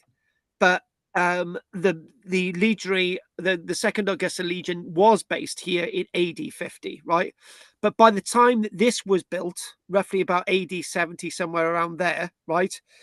The Second Augusta Legion had been away from Exeter for 30 years. So it's likely that this has been put together by lots of different evidence. And if we, so there you've got Camel and Junum Colchester, right? And then you've got, where's Eboracum? Oh, Eboracum. Now, Eboracum would not have existed in AD 50. So this looks like it's been put together over the course of 100 years when different things were going on. But there is no Antonine Wall here, and there's no Hadrian's Wall. And it's likely that this was done before those two frontiers. But I think what's really interesting, you've got place names in Ireland. Right, let's crack on. We can do this again, folks, so don't worry about it. Let's crack on. Leave. So it's funny how the Roman names are written, the U's look like a V, yet Yes. on our tribal names, it's like a modern day U. And that's all to do with the translation and changing of the maps. Because are you actually looking at a map now? No, I'm looking at you. You're looking at me? Yeah. My God. Well, everybody, not just you. Oh, right. I thought you just wanted to look at me, love. Right. So what are you looking at now? A map. The map. The map. The map. Well, the Caledonian bit. Yeah, the Caledonian map, exactly. So there we go, back to where we were. So what we're going to do, we're doing the Gascoigne Ridge proper now. So Okay. I'm going to, so we'll finish on the Gascoigne Ridge. Anyone who needs to leave throughout the class, you know, talking about Anne or whatever, it's getting a bit late, then it's fine. We'll just see you next week. So anyone who needs to leave, we'll just say, good night for now, but if you still stay with us, then we'll get this to the end, and hopefully we won't be too late tonight either. Michelle still wants to make me a pot noodle because it's a thing. I don't want a pot noodle, Michelle. You know, she ruined the taste of a pot noodle the other week by putting milk in it. Anyway, she just punched me as well. Right, so here we go. So there we are. So we've mentioned about all of these things: Hadrian's Wall, the Antonine Wall. We're there where the Venicones are, and oh, and when we looked at the map, there was a tribe which was similar to the Cornovi at the far end of Scotland. There they are in the middle of the map. There.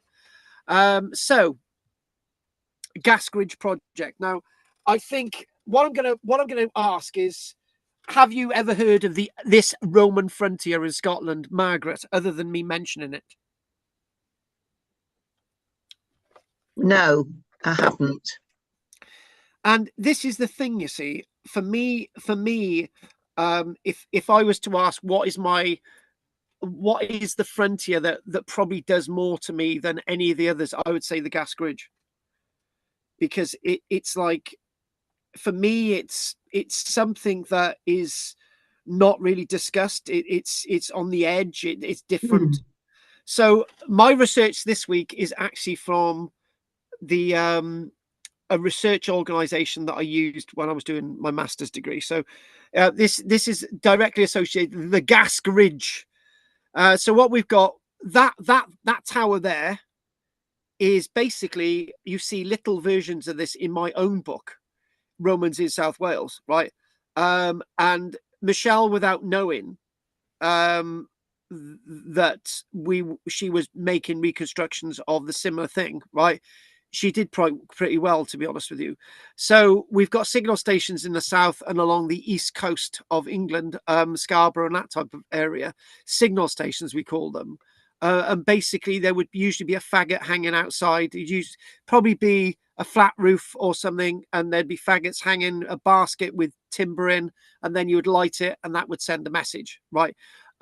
Whether it was access on the ground floor or whether it was access on the first floor, we don't really know, because the level of these is what you're seeing on the right. Now, the one thing I would say is very interesting is at the same time in Scotland, they're building these things called brochs, or the brochs have stood in Scotland for 200-300 years before these things built. Brochs still stand in Scotland. Some stand, there's one example standing nearly 15 meters tall in Shetland, right? Other examples standing 5-10 meters tall.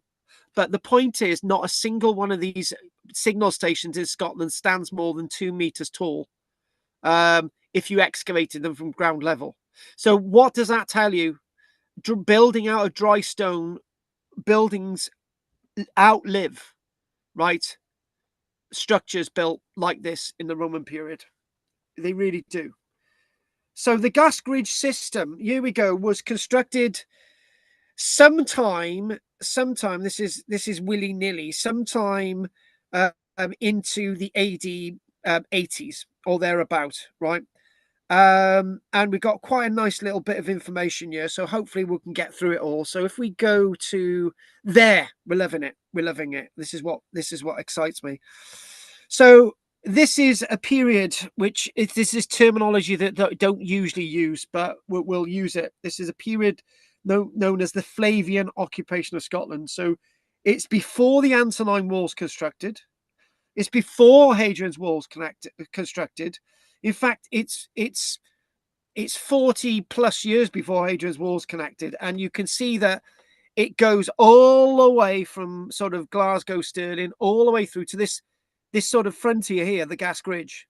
The one interesting thing is the Arddoch Fort, which we're going to look at today, and it keeps going and it keeps going all the way up to Aberdeen, the road that is, and there's the fort Inch Tut Hill, right?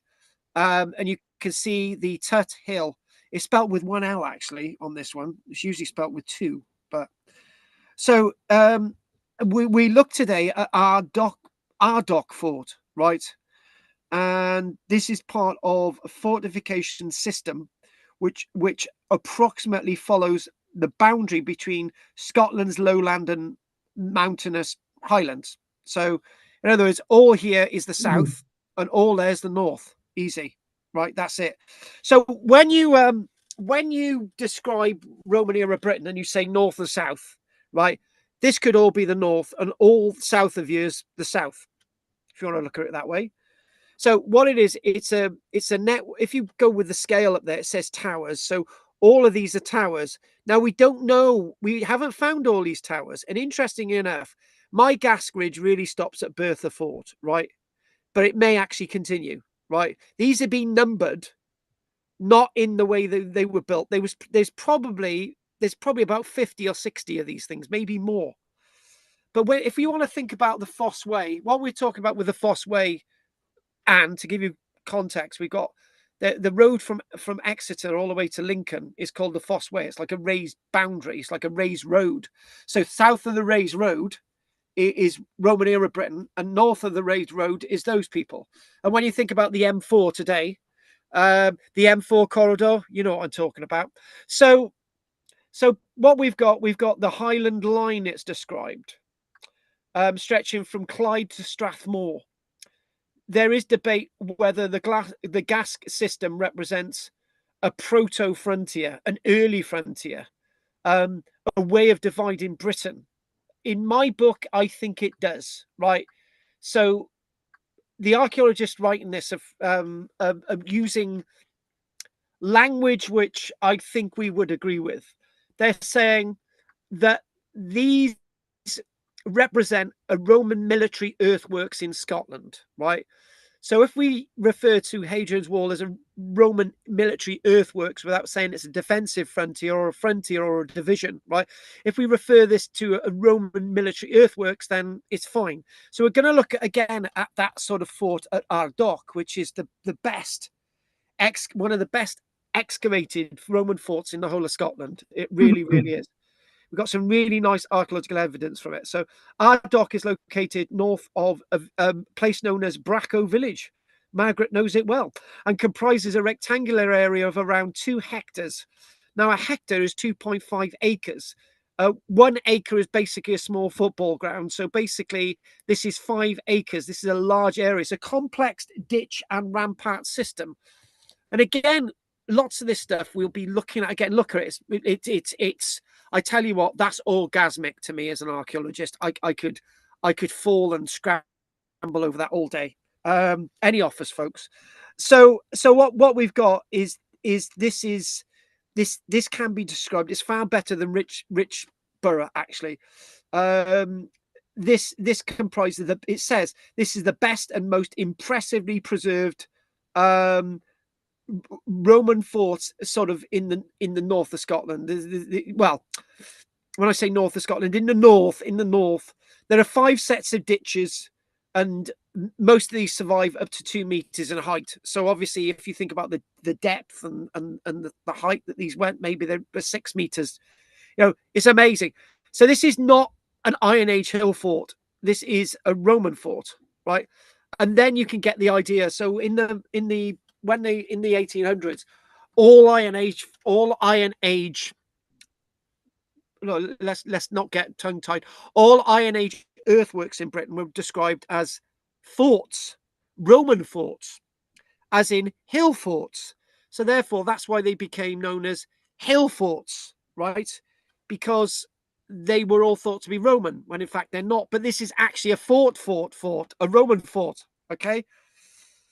So when we think about this, earlier accounts of the fort suggest that multiple ditches also survived on the north side before they put the road in there. So they're more survived in the past than it is today, levying this. Anyway, so while the complex of ditches and ramparts may appear to look like a single fort with multiple defense lines, these actually represent a series of superimposed forts constructed over a period of time. So these are forts that the ditches don't represent any one period of time. So we talk about Tim Ingold, they represent ditches that have been filled in, and then the archaeologists have excavated and presented them as they are today.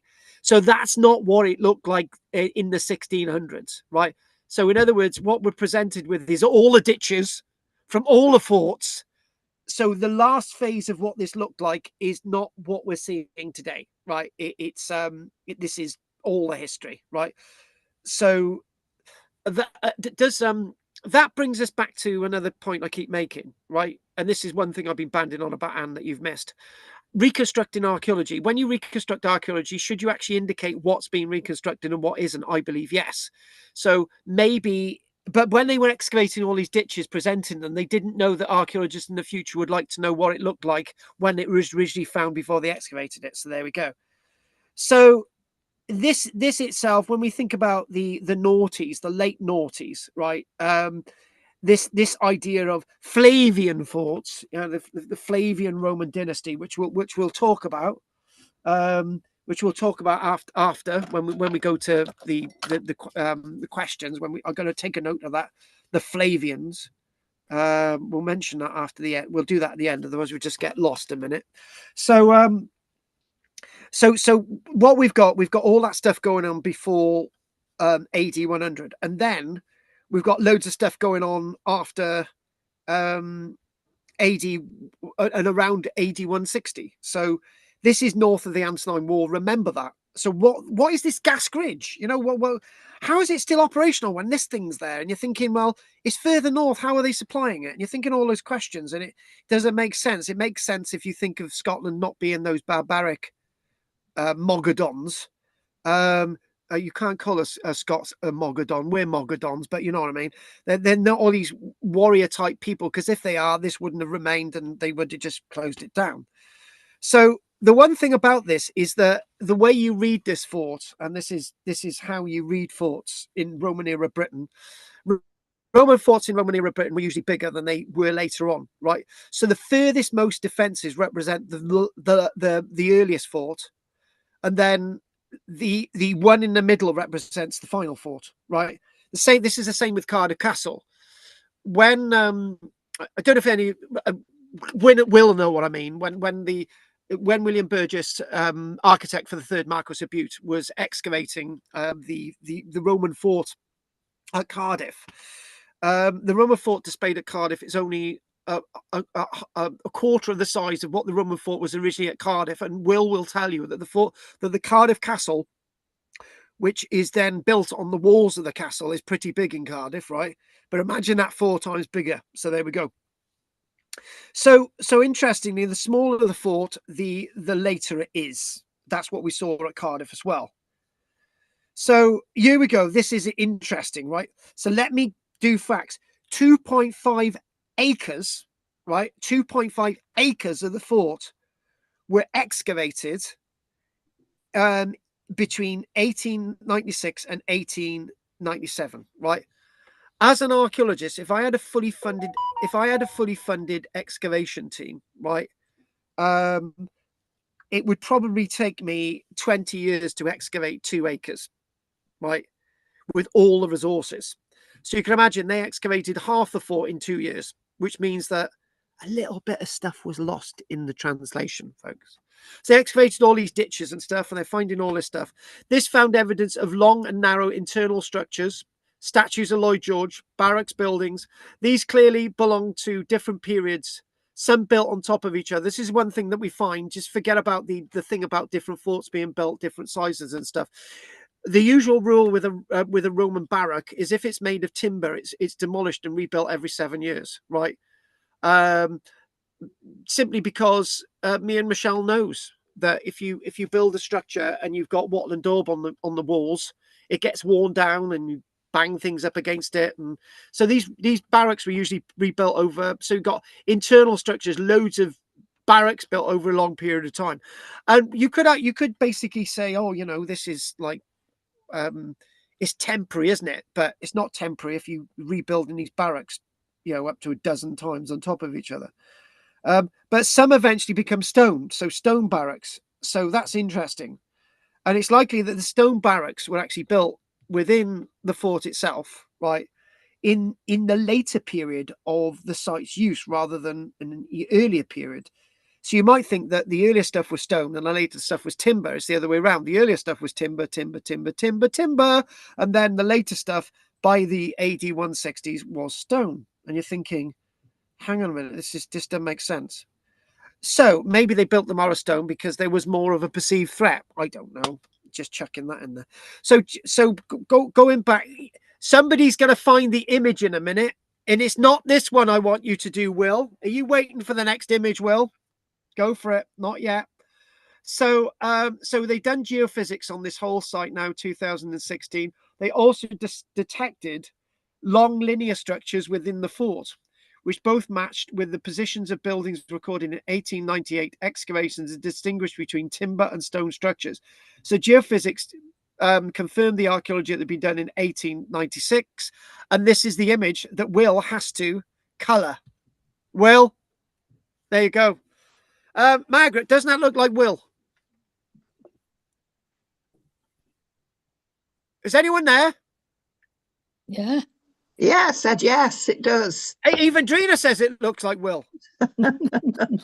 You've got to get a hat like that, Will. Hang on, Will. Will, does that look like you, Will? I think he's not talking to us now. I've upset him. I'm sorry. I'm sorry to say, I used to have a hat like that, and I used to hold a stick like that. I'm not sure. That is Hang on, you. Is that you? It could have been. Could be. What, in 1897? Or it's my great uncle. Right, well, your challenge next week, right? You have done so well with the images at Rough Castle. Margaret has whispered to me. She said, "Get Will to make this look so real, right, that we can touch Will and bring him alive." Right. There you go.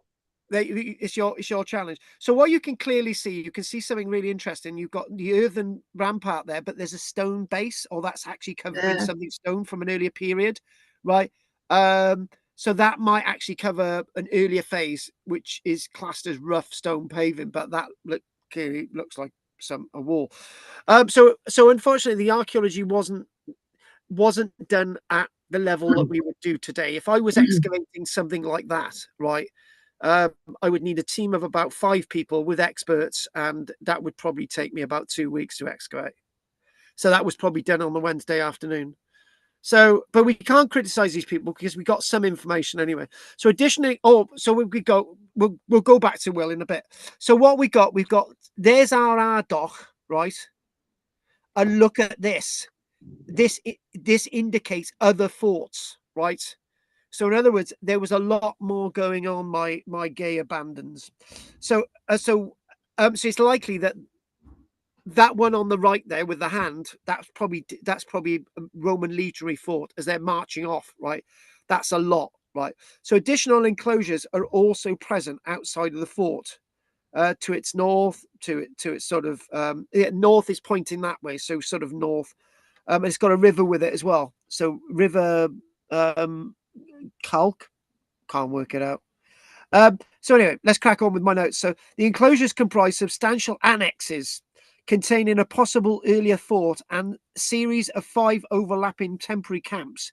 So what might have happened is that other auxiliary units moved in, and the ones in Ardagh fort, they said, "We don't want you smelly Welshmen, So Welshmen do smell, but if you've got a problem with your nose, then you know you can't smell. So there you go.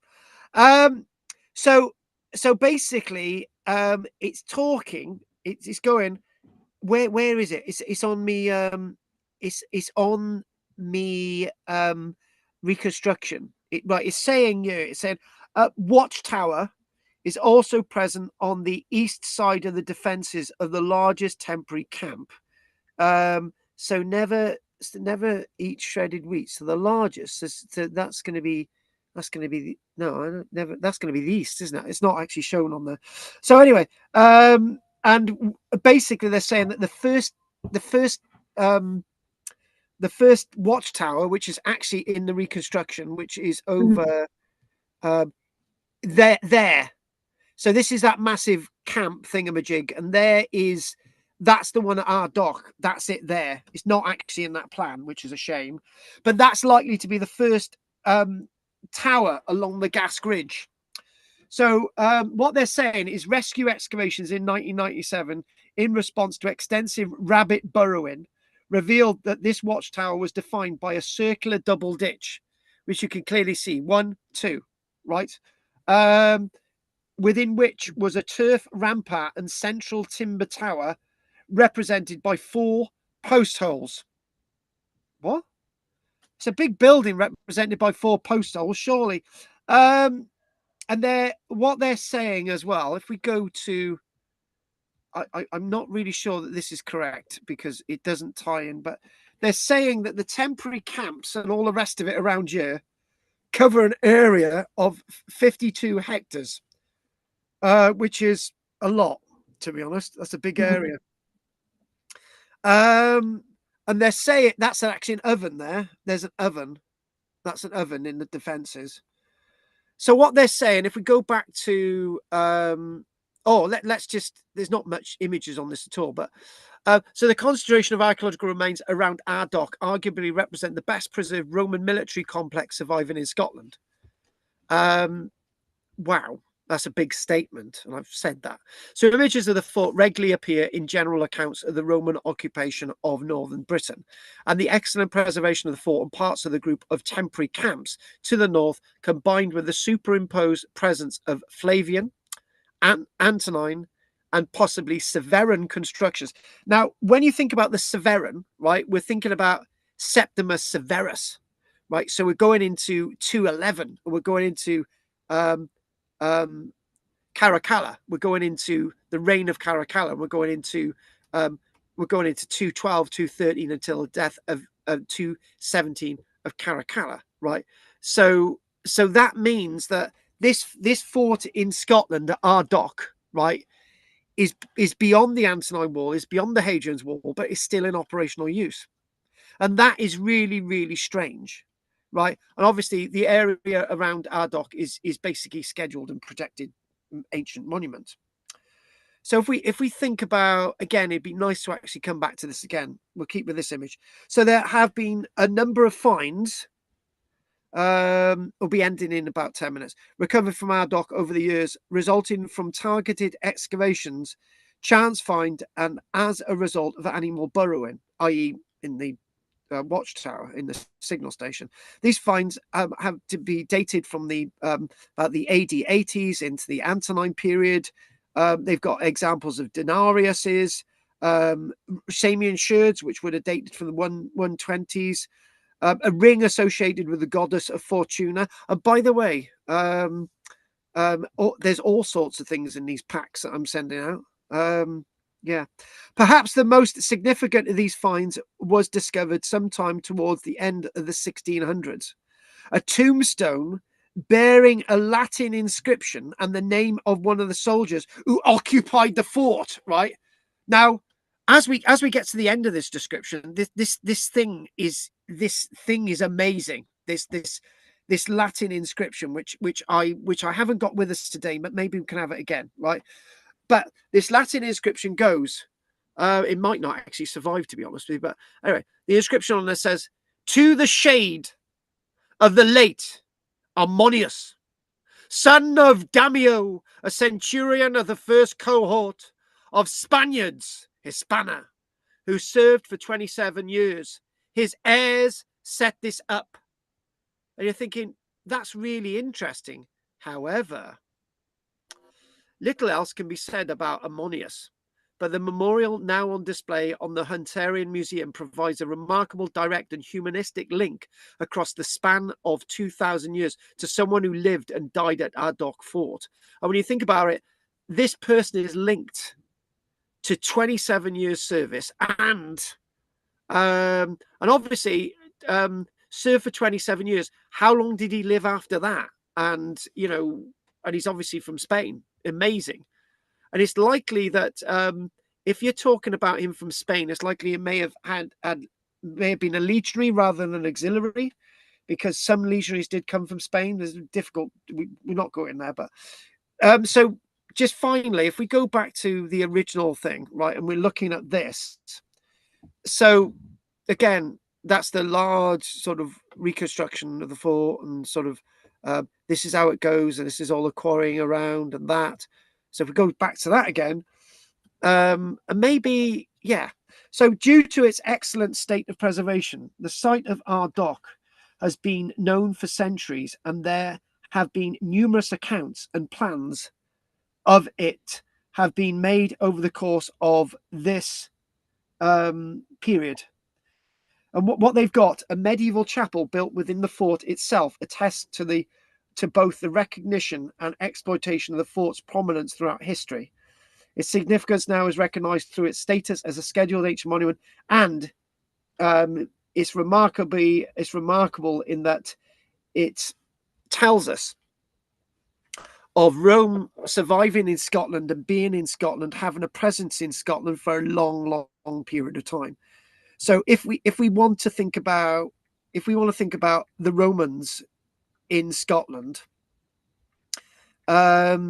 we've got to think about the Romans in Scotland from basically AD 80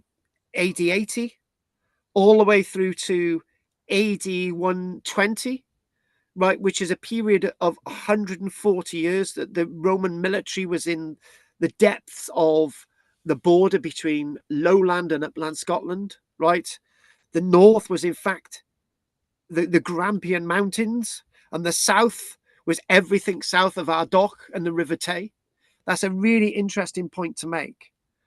So we started off with the Flavians, and when we look at the Flavians, the Flavian dynasty is that sort of period associated with Vespasian and Titus, and this is an odd period of time where you've got this sort of general, this great general Vespasian, who becomes a Roman emperor. On that note, let's crack on and see if there are any questions. And for the sake of argument, right, what we are at, and what I'm going to do is I've got my book here, and we can look at some of the names of some of these Flavian emperors. And anyone who wants to ask questions about some emperors, then they can certainly do that. So basically, what have we got here? We've got Vespasian, right? Flavian dynasty, basically. So we've got Vespasian, right, who become emperor in AD 69. So he reigned for 10 years. Good old Vespasian, right? And Anne's just left us, just as we're talking about the Flavians. And then we've got Titus, who is emperor then to AD 81. He reigns for 2 years. And then we've got Domitian, who is the brother of Titus, both the sons of Vespasian. He dies in AD 96. And it's likely that Domitian killed his brother Titus. How nice. On that note, what questions have we got, my darlings? You just wonder how many sites there are in Scotland. Sounds to be more and more. Do you know when I mentioned to Michelle yesterday, I said I said, I don't know. I woke up in the middle of the night in a sweat, and I said, I said, oh, what's wrong? Oh, is there a missing Roman town somewhere in Wales? Um, uh, and yeah, you're thinking that I'm thinking about a missing Roman town in Wales. And look at all the missing Roman things in Scotland. Yeah. Now, the problem is with the Roman fort is this, right? If you've got like a group of 200 guys, right? All the stuff they carry is all the stuff they carry, right? They don't have any spares, right? And you know, if they break the bowl that they're using to eat out of, then there's going to be no replacement, right? So most of this stuff is made of metal, right? And when these people are temporarily moving from fort to fort, so they've moved that way and they moved back and stayed at that fort. They probably built the fort and it, you know, a temporary fort, and they stayed there for 10 days to get a break. And then they've moved on, and on the way back, they stay there again for another 10 days. And then they sort of try and sort of make sure nobody else uses it, or they just leave it, right? So that fort's used for 10 days. So it's there's going to be little evidence left behind, right? So these things are going to be very difficult to find because they're only temporarily used, right? It's the same as a battle, right? Battles leave very little archaeological evidence, but when they do leave evidence, you can actually find them, right? Modern battles are far more easier to detect, not using the word metal detecting, but to find, using that in the right context. Modern battles are easier to detect because of the material that they use, right? But when you're talking about these groups of soldiers, there's the Black Isle past Inverness, and you're thinking, well, there's evidence possibly of a fort there, and then we've got other little bits of possible evidence going all the way to John O'Groats. So it's fascinating. But the problem is twofold. One, Scottish archaeologists are very reluctant to have people studying Roman archaeology. I found that myself, because when I presented myself to do a master's degree with the University of Highlands and Islands, they quickly moved me from doing stuff about the Romans to doing stuff to the Iron Age, which was fine. That was fine. But so that's the one problem. And then the other problem is the terrain. It's when you want to compare Scotland with, say, an area of southern England, right? And you say, right, you know, a square mile of southern England, you've got X amount of archaeological sites. A square mile of Scotland, you've got no archaeological sites, because it's not really been as studied as the south. And you can only study archaeology in Scotland to the length of the end of the road. Because if you and then it gets into landscape that is going to be very difficult to survey, even with LiDAR and aerial photography. You've heard over the years that they found new Iron Age forts in Scotland, which have got clear banks and ditches, but up until that point they've never been found. So even obvious things are not being found. So unobvious things are very difficult. So anything else, Margaret? I wonder if they use local tribes people to help them find their way to new places. The answer is yes, and I think this. I think people were more savvy, right?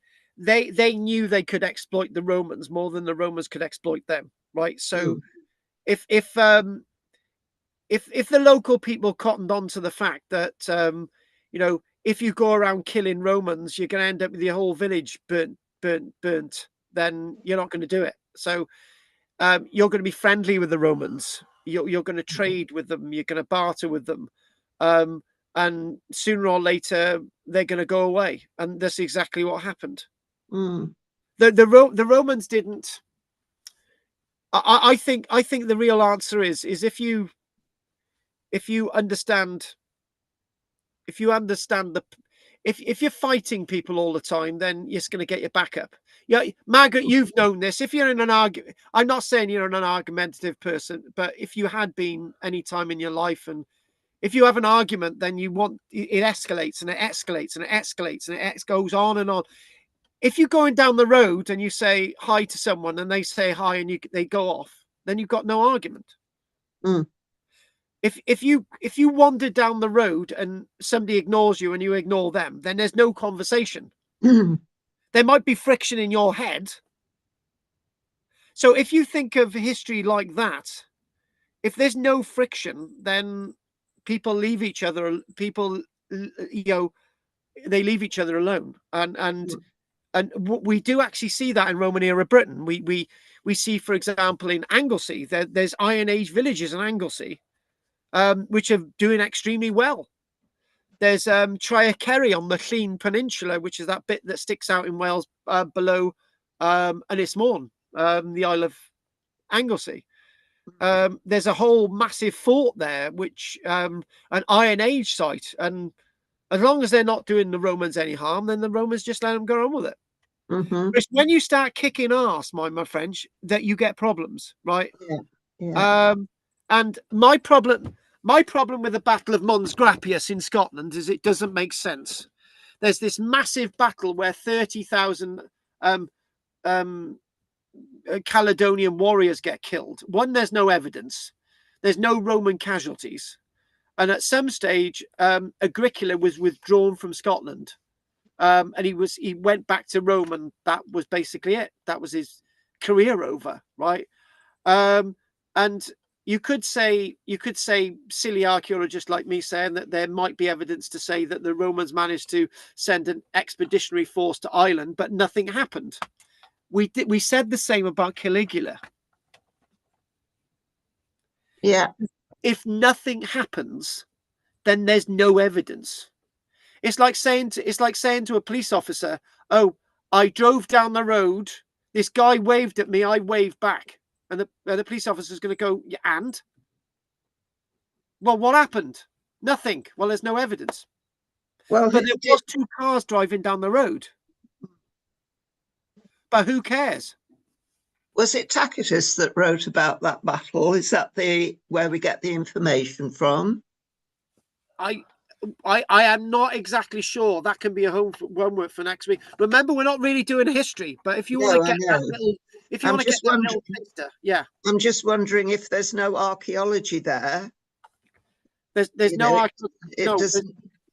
Why is it such a famous battle if there's no evidence? Actually, I think Agricola writes about it. To be honest with you, hang on a minute. Well, we can. This is the magic with this. We can get a whole book, but who writes about Mons Grappius? But basically, the Battle of the Grampian Mountain. Mons being mountain. Yeah. Who writes Tacitus? Yeah, it is. Simply titled Agricola. He's writing about Agricola, the history of Agricola. Well, he was his son-in-law, wasn't he, Tacitus? So Gnaeus, wrote about it in a biography of his father-in-law. Yeah. Gnaeus Julius Agricola. Yeah. But the thing is, it is all about talk, and it's like, if you look at it this way, the Romans marched into Scotland, nothing happened. Well, there's nothing much there, so what's the point? And the thing is, it's such a faff to put an army across the other side of Scotland. So, yeah. Okay. Anyway, anything else, Margaret? No, thank you. Let's do the quiet one, Judith. Judith.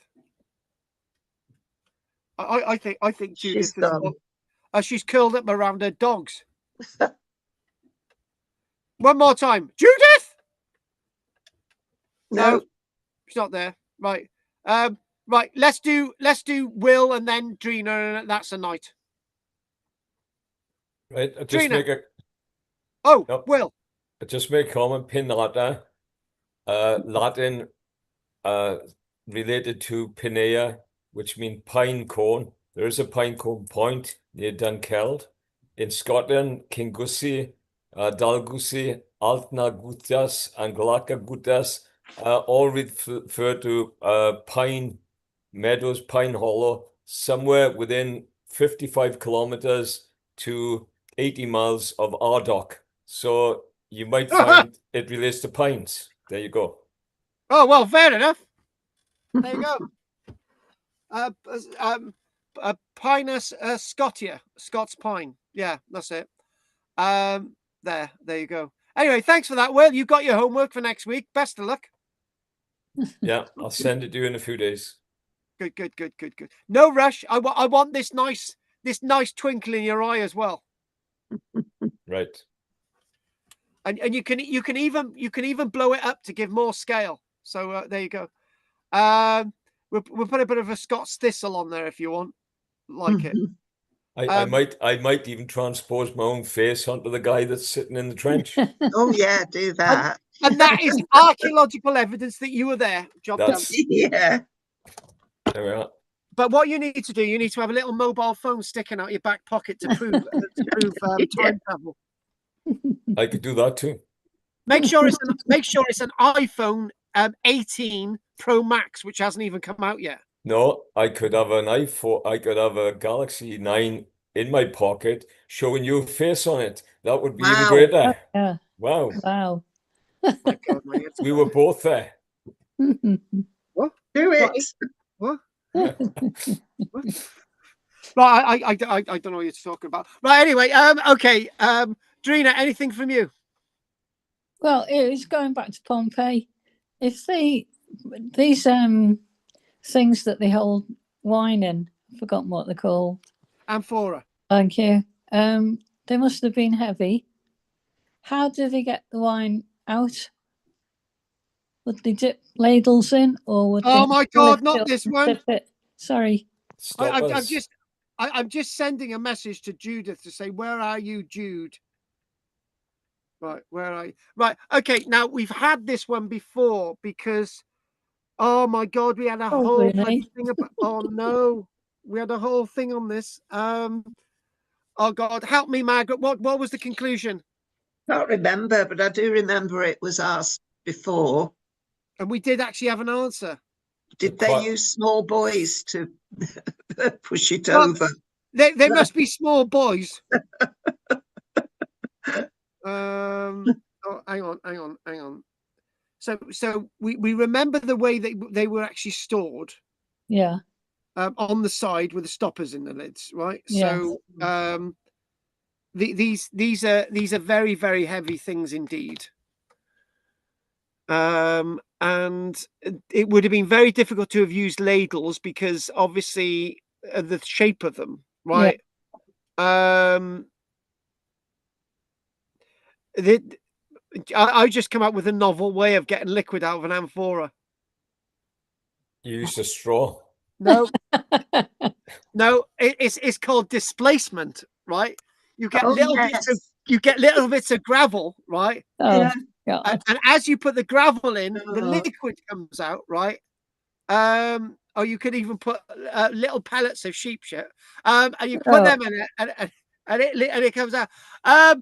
Obviously, you're not going to use a straw, and these things. They would have used ladles with the big ones in sort of Pompeii, but these have got quite narrow necks. Yeah. Some are like that. They're really narrow, right?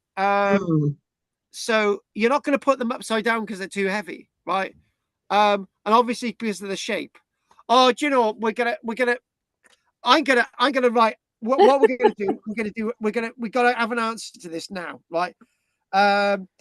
And we're going to type in how brown cow, how did they get wine out of Roman amphora?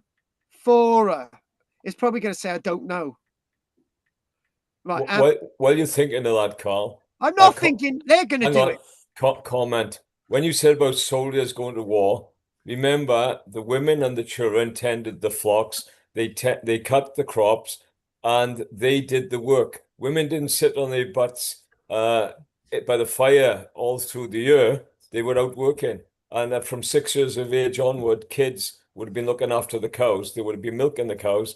They would have been collecting the berries. They would have been collecting everything. So when you displace women a little earlier, in fact, I think you're a bit out of sync there. Yes. Did they have a little spout at the bottom of the amphora? Yes, Yeah. maybe they did. No, these are solid things. None of this makes any sense, right? Basically a ladle, but some of these are really narrow, right? They were sealed on the inside with pitch, which is fair enough. Siphons in large operations or for serving, tubes were sometimes used to draw the liquid up and out of the vessels without disturbing the lees, the yeast, and the grape solids that settled at the bottom. Siphon tubes. Siphons, yeah. Okay. I wondered. Didn't know whether they knew that. Sounds like straws to me, Drina. Yeah. Sounds like straws to me. It does. Yeah, but hang on a minute. Where did they get the plastic from? The Romans invented plastic is proof. Yeah, there you go. Marvelous.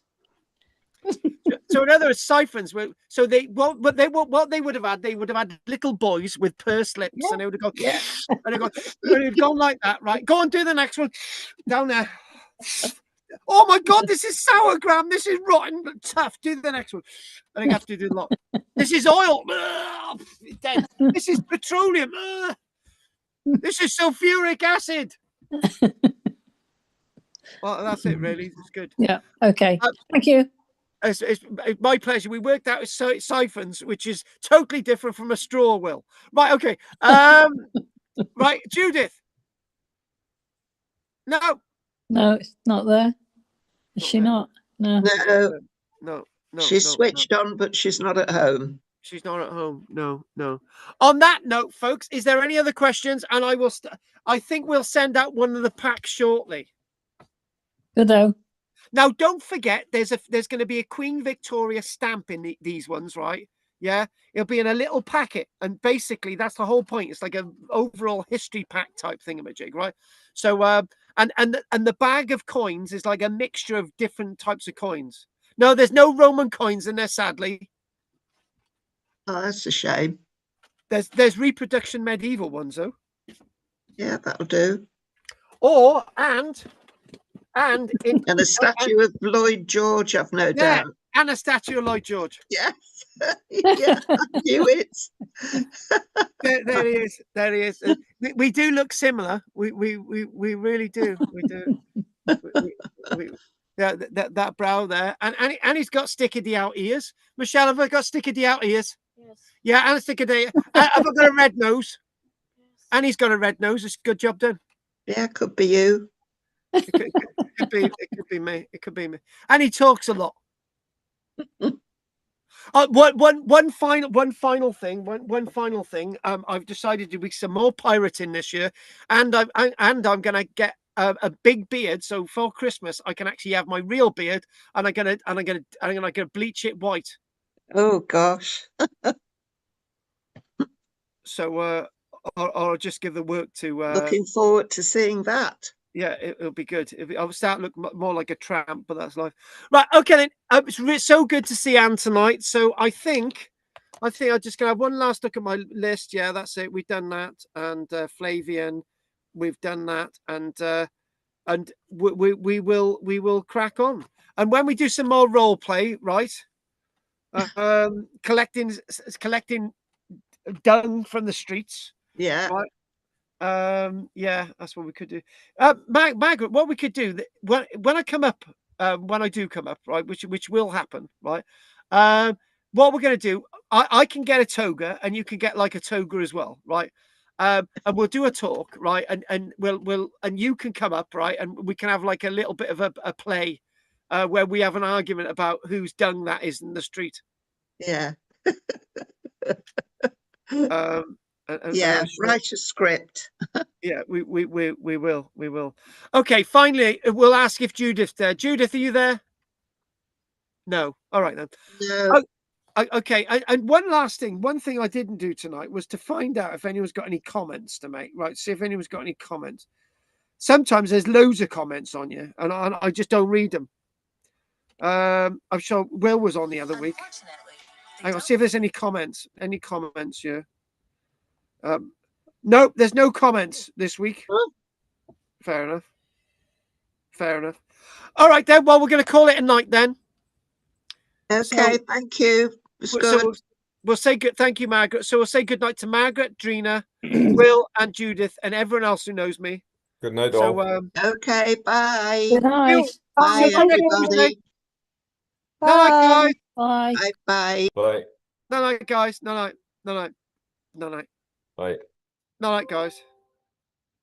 Right. Okay, that's it. So anyway, only the Will unmute me thing tonight. This was flawless tonight. So don't forget to like and subscribe. And I got the little screen on the left there. So it was really weird having to write Will unmute me, and he did. So we're going to call it a night. Diolch yn fawr i chi. Don't forget to like and subscribe and become a member of my channel. There is extra footage, and one or two bits of it this time have been pretty good. So anyway, thank you very much. Diolch yn fawr i chi. Gwelwch chi eto. Nos da. Nos da chi. No night. No night. No night. I'm off. And what we got to do end. Will unmute me.